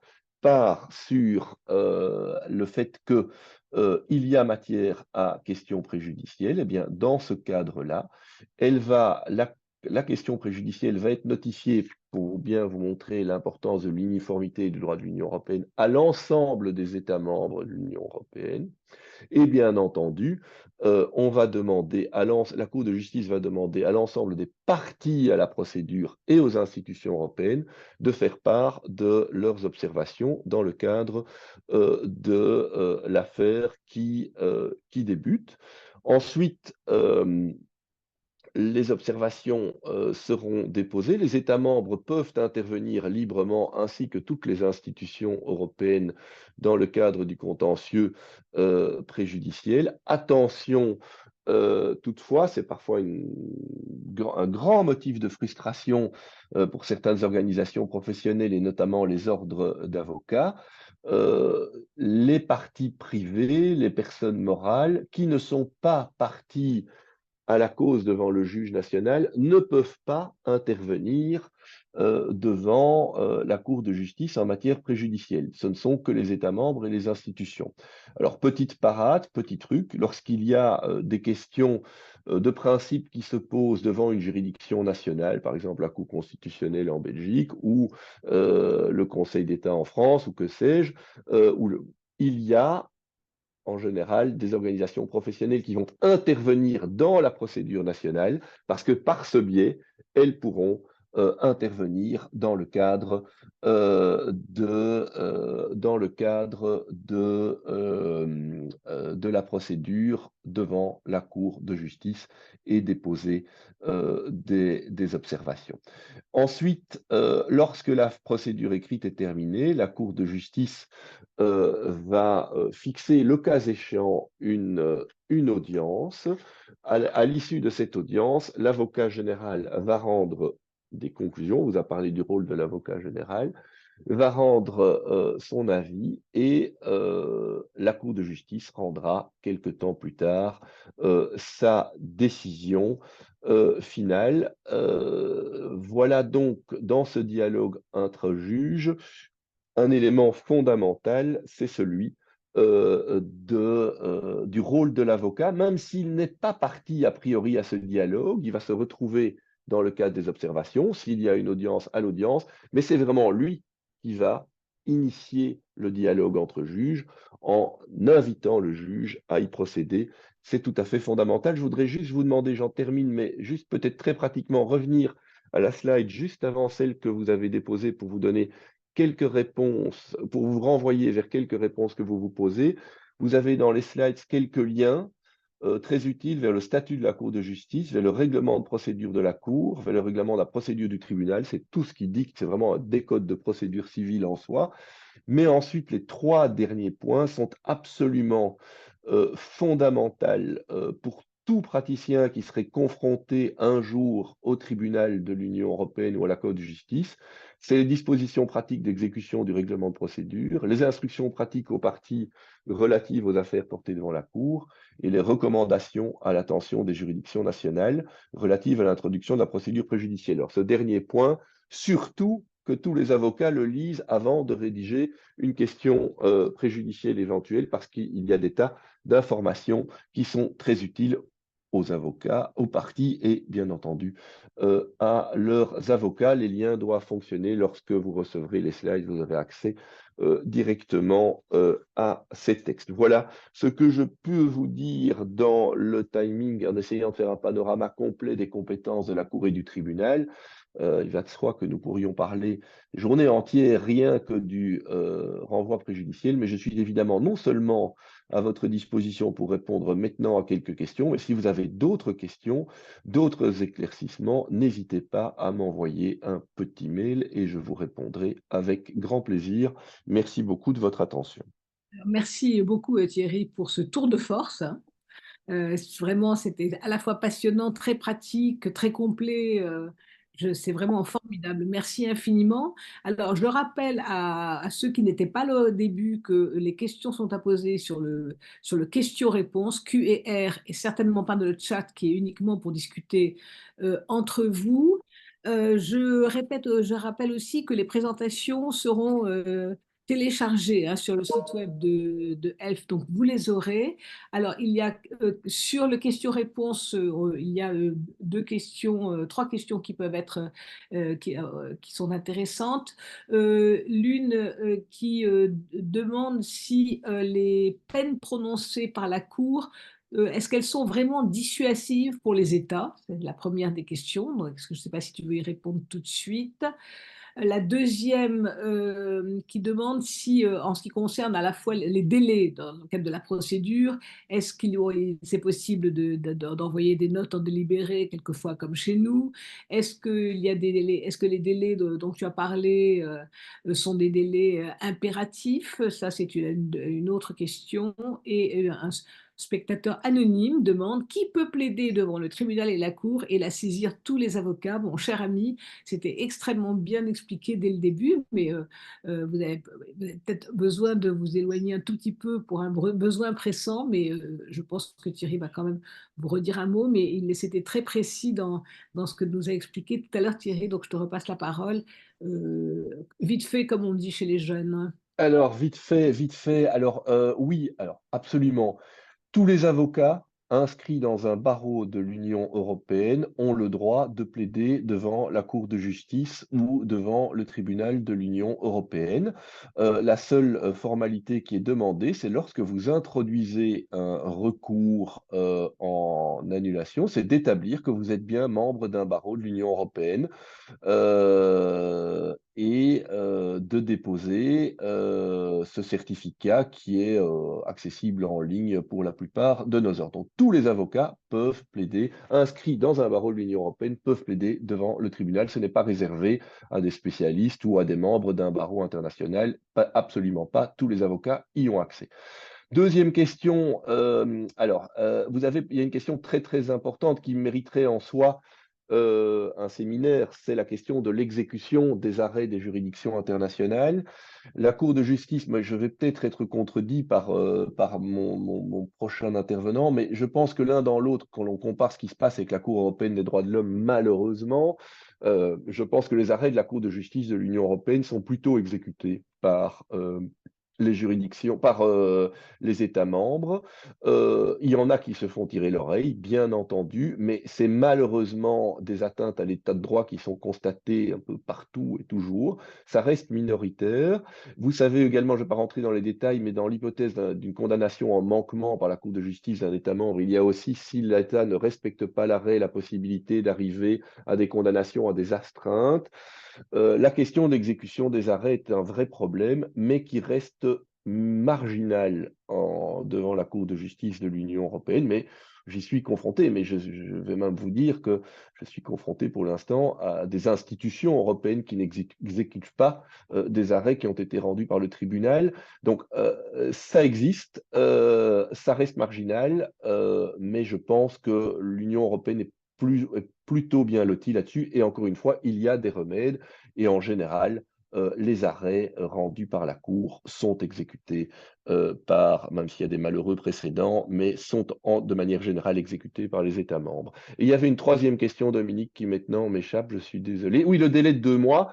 Alors, je ne sais pas de quel... Oui, alors la procédure, les délais sont assez formels, c'est-à-dire que lorsque vous déposez votre dernier mémoire dans la procédure écrite et que la procédure écrite est bouclée, il peut y avoir le règlement de procédure auquel vous avez un lien, prévoit une série d'incidents d'incidents de procédure qui peuvent arriver, mais en général, c'est assez strict et vous ne serez plus autorisé, en tout cas, à déposer une note d'audience sans qu'il y ait une raison impérative évaluée par le tribunal qui va vous donner ou non l'autorisation de déposer une telle note, une telle pièce en dehors des délais. Les délais sont de stricte interprétation et Thierry, une les dernière exceptions.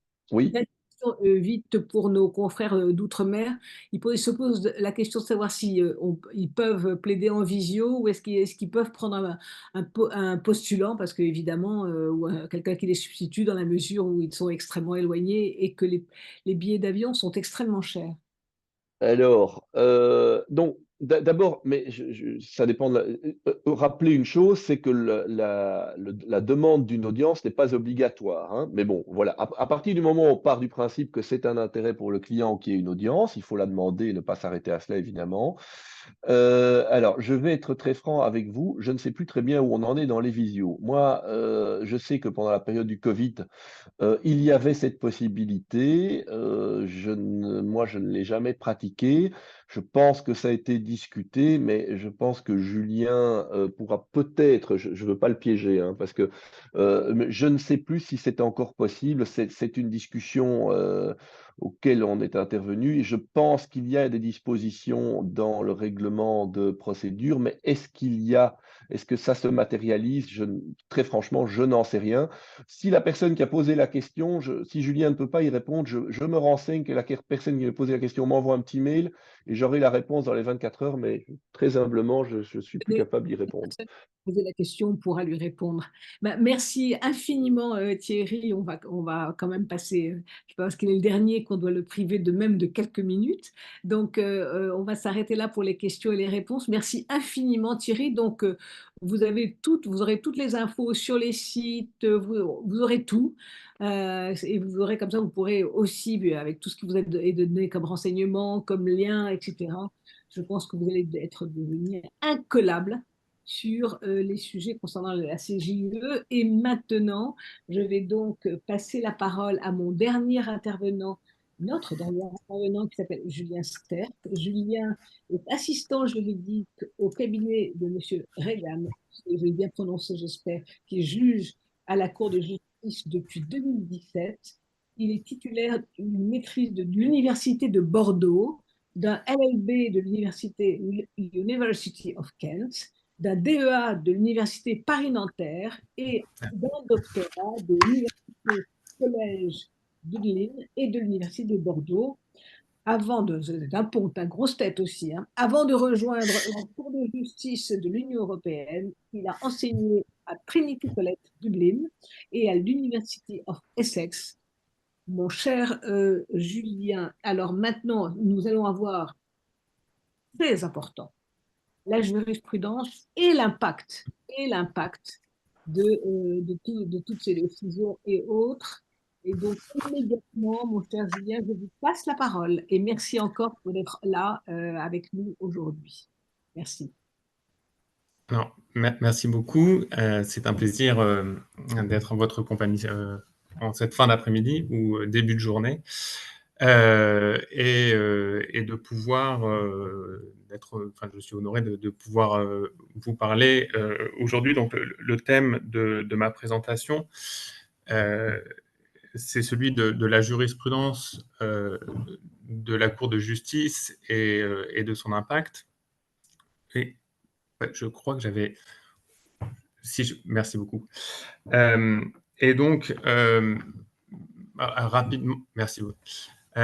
Rapidement, peut-être qui va se construire autour de 4 thèmes principaux. Le premier sera consacré à une présentation de la primauté du droit de l'Union, ce qui permettra également d'aborder l'autre doctrine fondatrice du droit de l'Union, et ce qui fait sa spécificité, c'est celle de l'effet direct. Puis, nous envisagerons les interactions entre les tribunaux nationaux et la Cour de justice, même si en partie ça recoupera les présentations auxquelles nous venons d'assister.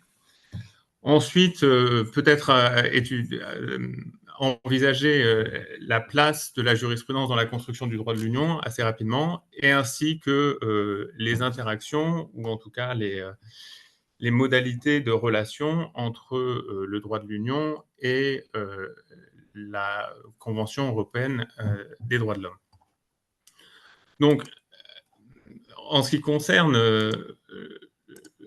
la primauté, premièrement, du droit de l'Union, c'est une situation qui est finalement assez paradoxale, dans la mesure où c'est tout à la fois un principe très ancien, comme nous allons le voir, qui est véritablement fondateur, si ce n'est existentiel en droit de l'Union, et dans le même temps, un principe qui n'a pas encore reçu, en tout cas qui ne figure pas dans les traités. Il y avait une exception à ça, c'était dans le traité établissant une constitution pour l'Europe qui prévoyait à son article 1.6 que la Constitution et le droit adopté par les institutions de l'Union dans l'exercice de ses compétences priment le droit des États membres.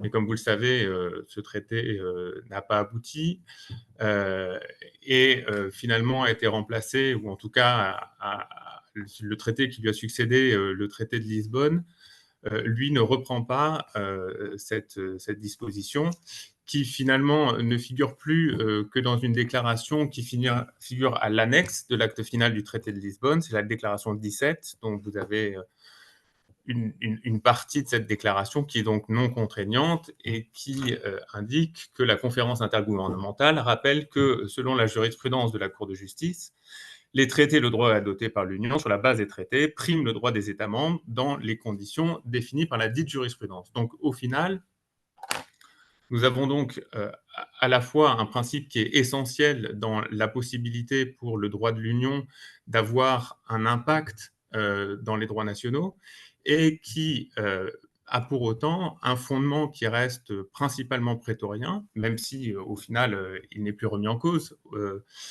et un fondement prétorien, et peut-être on va passer à la slide suivante,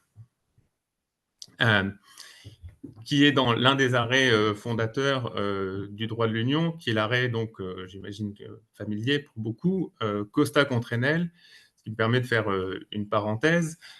C'est une affaire qui porte donc une question préjudicielle adressée à la Cour de justice par une juridiction de première instance de Milan, et qui porte sur une facture d'électricité, et qui va donner lieu à un des principes, ou à la formulation des principes fondateurs du droit de l'Union, qui, dans cet arrêt, et c'est finalement la même chose avec l'arrêt Van Gandenloos que l'on verra un peu plus tard, qui, à la fois, dans cet arrêt, la Cour de justice énonce le caractère sui generis du droit à l'époque communautaire, et notamment de sa distinction vis-à-vis du droit international, et qui lie immédiatement à la fois ce caractère particulier de l'ordre juridique de l'Union, qui se maintient encore aujourd'hui, avec la doctrine de la primauté, hein, et qui est résumée dans cet extrait de l'arrêt que vous avez là, qui n'avait pas encore des points à l'époque, issu d'une source autonome. Donc, le droit des traités ne pourrait donc, en raison de sa nature spécifique originale, donc remettre en cause la primauté du droit de l'Union, c'est remettre en cause l'existence même du droit de l'Union, se voir juridiquement opposer un texte interne quel qu'il soit, sans perdre son caractère communautaire, que soit mise en cause la base juridique de la communauté elle-même. Donc, ce qu'il fait l'Union, c'est finalement, et ça va peut-être être un fil conducteur lors de cette présentation, ce qui fait l'Union, c'est la possibilité pour son droit de primer uniformément sur l'ensemble du territoire et dans les ordres juridiques des États membres. Et finalement, vous allez voir, donc, ce sont des arrêts finalement assez anciens et assez bien établis. La Cour va très rapidement préciser quelle est la portée de ce principe de primauté, et qui finalement était déjà en germe dans l'arrêt Costa. L'un des arrêts également classiques du droit de l'Union, c'est cet arrêt de 1970, Internationale Handelsgesellschaft, où se pose la question du conflit potentiel, ou en tout cas de la contrariété, entre d'un côté les dispositions du droit de l'Union et de l'autre des dispositions du droit constitutionnel national. Et la Cour, donc dans les années 70, donc au tout début de la construction européenne, réaffirme à nouveau que, selon, encore une fois, la nature spéciale du droit de l'Union, celui-ci nécessite, afin de ne pas être remis en cause, que l'ensemble du droit de l'Union prime l'ensemble du droit national, et que donc le droit de l'Union s'impose, et c'est toujours le cas, même vis-à-vis des normes constitutionnelles, hein, et que les droits fondamentaux tels qu'ils sont formulés par la Constitution d'un État membre ou la structure constitutionnelle nationale ne sauraient affecter la validité d'un acte de la communauté ou de son effet sur le territoire de cet État. Alors, ça n'apparaît aussi important parce que, dans le même arrêt, la Cour va considérer que la protection des droits fondamentaux constitue en tant que tel un principe général du droit de l'Union qui s'inspire des traditions constitutionnelles communes aux États membres, puis qui s'inspirera de la Convention européenne des droits de l'homme, ce qui nous permettra de faire un lien avec la fin de cette présentation, parce que l'ensemble des États membres adhèrent à la Convention européenne des droits de l'homme, puis finalement, qui va se retrouver dans la Charte des droits fondamentaux de l'Union européenne, qui est rentrée en vigueur avec le traité de Lisbonne et qui constitue la charte protectrice des droits fondamentaux aujourd'hui au niveau de l'Union. Autre, et peut-être on peut passer à la slide suivante. Autre question, donc finalement, juste pour peut-être donner une image un peu plus large, finalement, l'ensemble du droit de l'Union prime sur l'ensemble du droit national. Donc, le premier conflit, ça a été, en tout cas, précision ou clarification de la Cour, ça a été vis-à-vis des normes constitutionnelles. Ah oui, et ça me permet de faire par astérisque que, pour autant, aujourd'hui, à l'article 4.2 du traité, le droit de l'Union reconnaît l'identité nationale telle qu'exprimée dans ses constitutions. Donc, il y a une mention de cet aspect dans le droit primaire, mais je ne m'attarde pas. L'autre clarification que la Cour a apportée dès 1978 dans un arrêt Simmental, qui correspond finalement à ce que le droit français a pu connaître sous la doctrine Mater, c'est-à-dire quelle est l'articulation entre les lois postérieures et le droit de l'Union, avec cette idée de savoir si effectivement le droit de l'Union pouvait primer sur les lois antérieures, mais si pour autant il devait également primer sur les lois postérieures. Et dans cet arrêt, la Cour clarifie le fait que les rapports entre le droit de l'Union et le droit des États membres n'est pas à penser selon une logique temporelle, c'est-à-dire que le droit de l'Union s'impose tant vis-à-vis des règles antérieures, selon la règle, mais également que le droit de l'Union, du fait de sa nature particulière, empêche les États membres d'adopter des législations qui seraient incompatibles avec les normes communautaires. Et donc, en cas de conflit entre une disposition du droit de l'Union antérieure et une disposition législative postérieure, c'est encore le droit de l'Union qui prime sur celui des États membres. Et ce qui, finalement, amène à... pardon. Donc, je vais également passer à la... Pardon. Voilà. Ce qui amène finalement à ce qui est peut-être aujourd'hui, cette jurisprudence, l'aspect le plus pratique de la possibilité d'invoquer une disposition du droit de l'Union devant un juge national, c'est la question de savoir quelles sont les modalités de mise en œuvre du droit de l'Union devant le juge national. Et donc, la caractéristique première, alors autant, il y a des références jurisprudentielles dans les slides, autant l'arrêt Costa, et puis on verra d'arrêts certainement typiques, sont ceux qui ont débuté une ligne de jurisprudence constante. C'est peut-être pas le cas pour, je le dis en astérix encore une fois, pour toutes les références qui sont juste la reprise, peut-être pour certaines la plus récente, d'une jurisprudence constante de la Cour. Donc, ce qui s'impose au juge national, c'est finalement une obligation générale qui s'impose à toutes les instances des États membres, c'est-à-dire que toutes les instances des États membres doivent donner leur plein effet aux différentes dispositions du droit de l'Union. L'un des exemples, nous venons de le voir, c'est l'impossibilité pour le pouvoir législateur d'adopter des règles qui seraient contraires à une directive ou à toute autre règle du droit de l'Union. Quand cette obligation est mise en œuvre plus particulièrement par le juge, ça impose au juge l'obligation d'assurer le plein effet de l'ensemble du droit de l'Union, au besoin, donc, en laissant inappliquer de sa propre autorité toute disposition contraire de la législation nationale, mais également, on va le voir, de la Constitution ou de la jurisprudence, mais on y reviendra instamment, sans qu'il y ait, et ça aussi c'est un élément important, c'est la possibilité d'avoir une immédiateté dans l'application du droit de l'Union, c'est-à-dire que la possibilité pour le droit de l'Union de s'appliquer au niveau national ne dépend pas d'une procédure, qu'elle soit législative ou constitutionnelle particulière. On y reviendra tout à l'heure quand on parlera de l'effet direct. C'est-à-dire que c'est la possibilité pour les citoyens de l'Union de se voir reconnaître immédiatement devant le juge national le bénéfice des droits qu'ils tirent du droit de l'Union européenne. Cela étant, peut-être on va passer à la slide suivante, si c'est possible.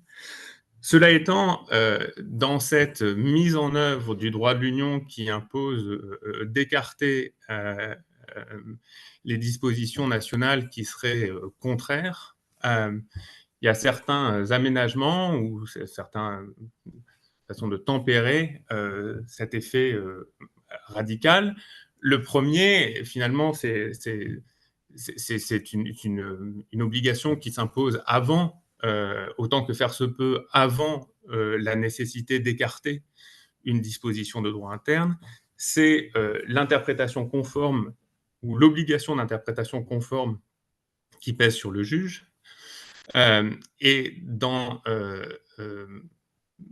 cette optique, on verra, ça peut avoir une importance particulière quand, mais j'y reviendrai, pour des dispositions qui n'ont pas un effet direct.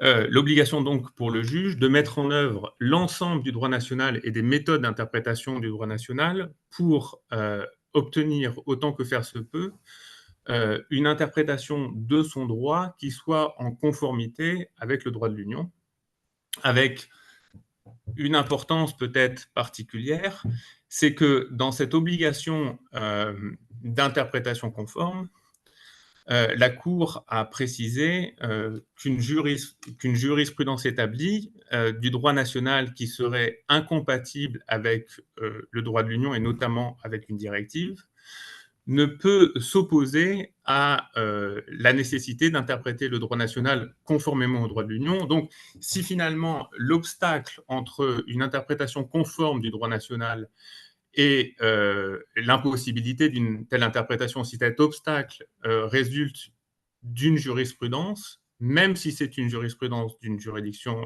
supérieure ou d'une Cour suprême, c'est l'obligation pour le juge d'écarter cette jurisprudence. Cette jurisprudence ne saurait empêcher le juge d'opérer une interprétation conforme du droit de l'Union, si tant est que cela soit possible, puisqu'il y a effectivement une limite à cette obligation d'interprétation qui se situe sur la slide suivante, c'est-à-dire que cette obligation d'interprétation conforme s'arrête lorsque le juge national serait amené à fournir une interprétation contra legem de son droit.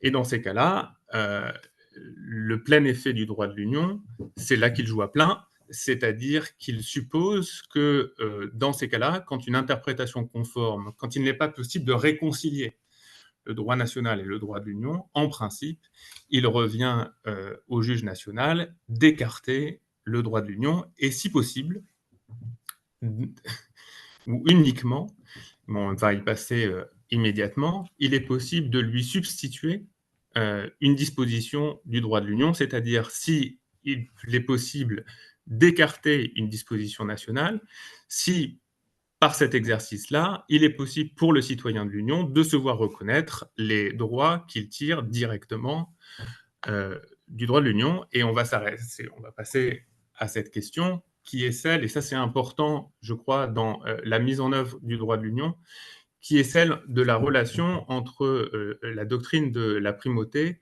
et celle de l'effet direct. Si on pouvait passer à merci beaucoup.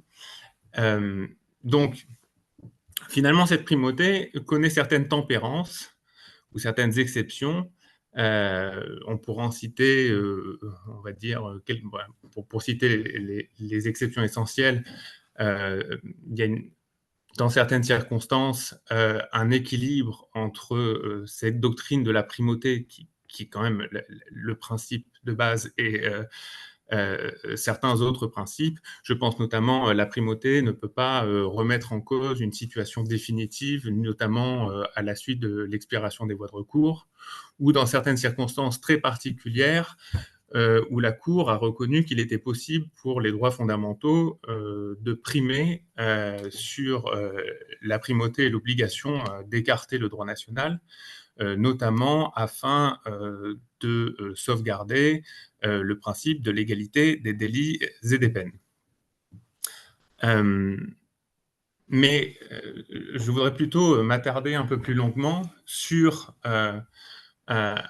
les liens qui s'établissent entre la primauté et l'effet direct, parce que ça permet de renvoyer à une autre des doctrines essentielles, tout aussi existentielles du droit de l'Union, qui est développée à peu près au même moment que la jurisprudence Costa, et c'est notamment dans l'affaire Van Gendenloos de 1963, où la Cour va énoncer la doctrine de l'effet direct, c'est-à-dire la possibilité pour les particuliers d'invoquer directement devant le juge national les droits qu'ils tirent des dispositions du droit de l'Union. C'est notamment un arrêt qui est particulièrement important, par exemple, pour les pays dualistes, où traditionnellement le droit international avait besoin d'être reçu en droit national et transformé en droit national. En l'occurrence, du fait, encore une fois, on retrouve cet aspect dans l'arrêt Van Gendenloos, du fait de cette existence sui generis de la construction européenne, il est possible pour les citoyens d'invoquer directement devant les tribunaux les droits que leur consacre le droit de l'Union, à une condition, c'est que, ou plutôt à deux conditions. La première, qui est générale, c'est que ces droits, ces dispositions soient claires, précises et inconditionnelles. Et par inconditionnel, on entend que sa mise en œuvre n'est subordonnée dans son exécution ou dans ses effets à aucune intervention d'aucun acte que ce soit de l'État membre, soit des institutions de l'Union européenne.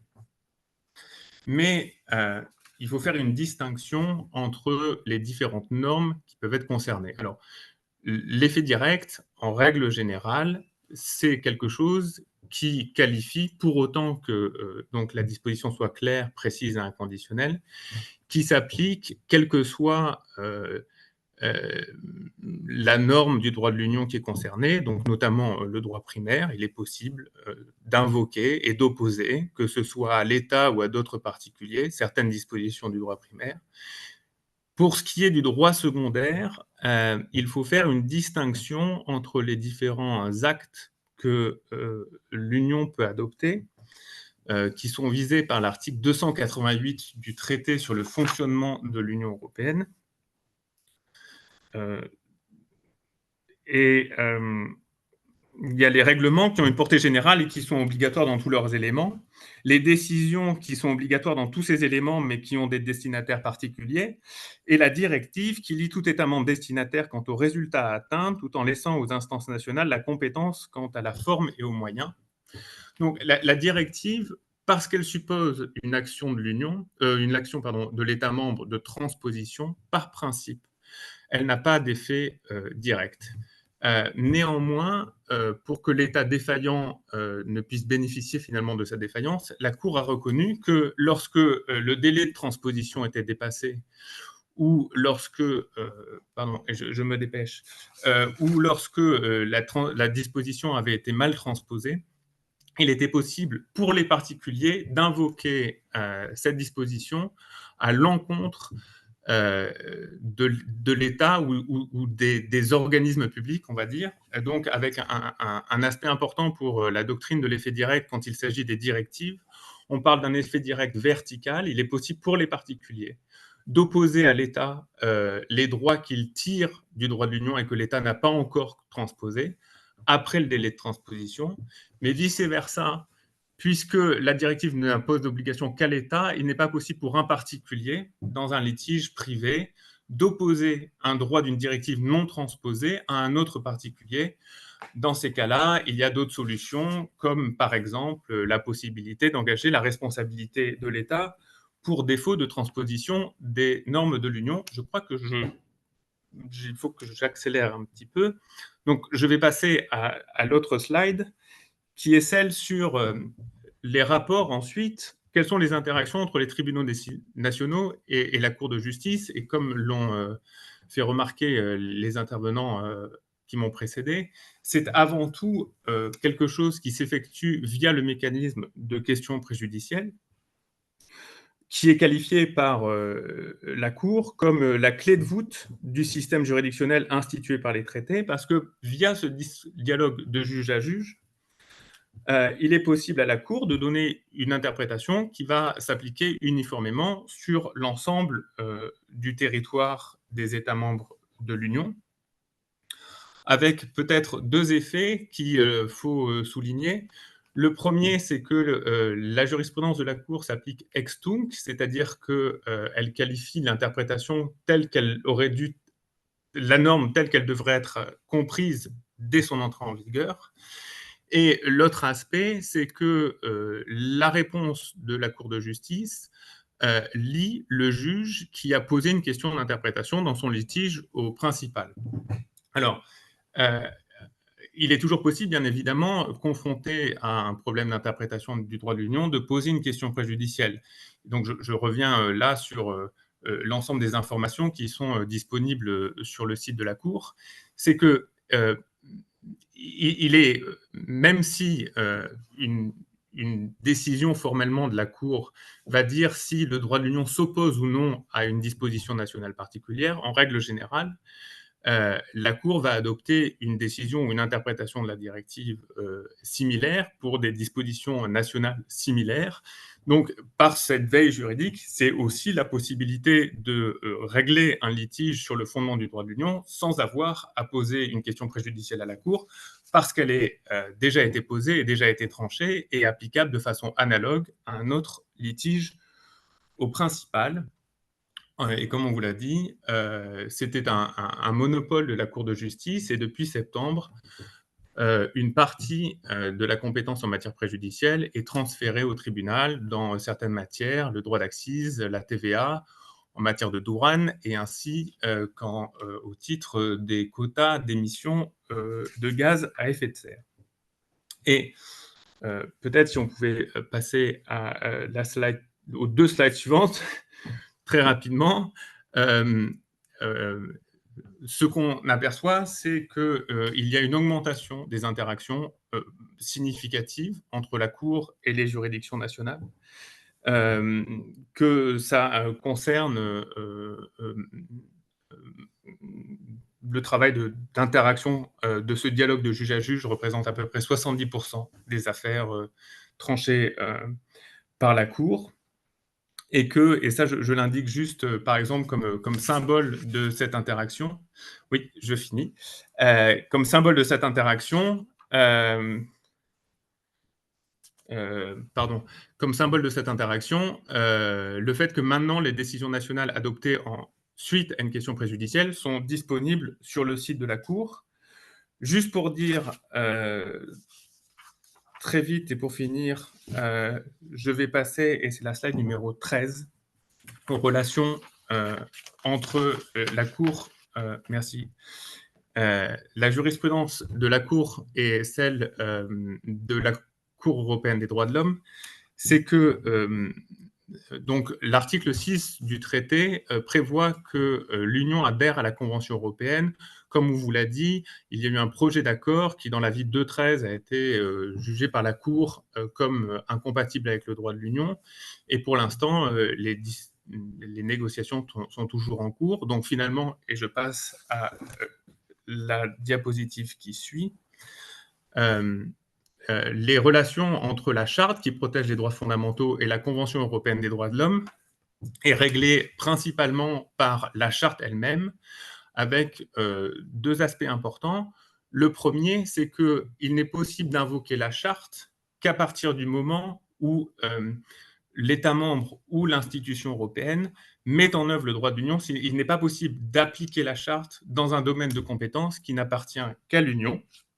Et en ce qui concerne les rapports, mais vous le verrez dans la slide ensuite, les rapports entre la Cour de justice et la Cour européenne des droits de l'homme, l'article 52, paragraphe 3 de la Charte prévoit qu'il y a une équivalence entre la Charte des droits fondamentaux et la Convention européenne des droits de l'homme quant à leur sens et à leur portée. Mais pour autant, et ça caractérise peut-être les relations particulières entre les États membres, il est toujours possible pour le droit de l'Union d'assurer une protection plus étendue des droits fondamentaux. Et je m'arrête ici. C'était incroyablement riche et passionnant. Heureusement que nous aurons les slides pour nous y pencher, mais on se rend compte, Julien, en vous écoutant, à quel point c'est important de se pencher sur le droit de l'Union. On ne peut plus maintenant faire une impasse là-dessus, c'est pas possible. Donc, vous avez été mais vraiment passionnants tous les 3. Il y a une mini question, parce qu'on n'a plus le temps, hein. C'est juste, oh là là, de la notion d'identité constitutionnelle, ça sera l'occasion d'un autre séminaire parce qu'il est déjà 58, mais juste une question, le droit apparaît non conforme au droit européen, ne faudrait-il pas que les avocats demandent la non-application de la disposition nationale applicable au litige qu'ils portent, quitte pour le juge à poser une QPCJIE soufflée par les avocats. Waouh! Est-ce que si on n'a pas le temps, ben, ça sera l'occasion d'organiser un autre webinaire, mon cher. Oui, soufflé par les avocats, une question préjudicielle. Alors, si l'interprétation. Pardon, je l'ai raté. Oui, je lis la question, pardon. Je ne sais pas si ça répond, mais il est toujours possible pour un avocat de souligner auprès du juge qui connaît son litige que se pose peut-être une question d'incompatibilité entre le droit de l'Union et le droit national. Et dans ces cas-là, il est toujours possible de convaincre le juge d'adresser une question préjudicielle à la Cour de justice. Mais je ne sais pas si ça répond véritablement à la question. Questions, c'est-à-dire poser toutes les questions, travailler, plongez-vous dans ce domaine. C'est un domaine passionnant. Il n'y a que des compliments dans le chat pour vous trois, messieurs, même pour ceux qui sont partis, mais on le dira. Vraiment, c'était vraiment extraordinaire. J'aurai quelques années de moins que je ne ferai que du droit européen et je m'installerai au Luxembourg peut-être. Donc, merci infiniment à toutes et tous de nous avoir écoutés. Merci, messieurs, nos experts qui sont vraiment de haute volée. Et nous espérons vous voir bientôt dans nos webinaires. Et n'oubliez pas que vous pouvez avoir accès aux formations, aux slides, vous aurez tout. Et vous avez donc du boulot en perspective. Bonne journée pour ceux qui sont en Outre-mer. Bonne soirée pour ceux qui sont dans d'autres cieux. Et à très bientôt. Et merci.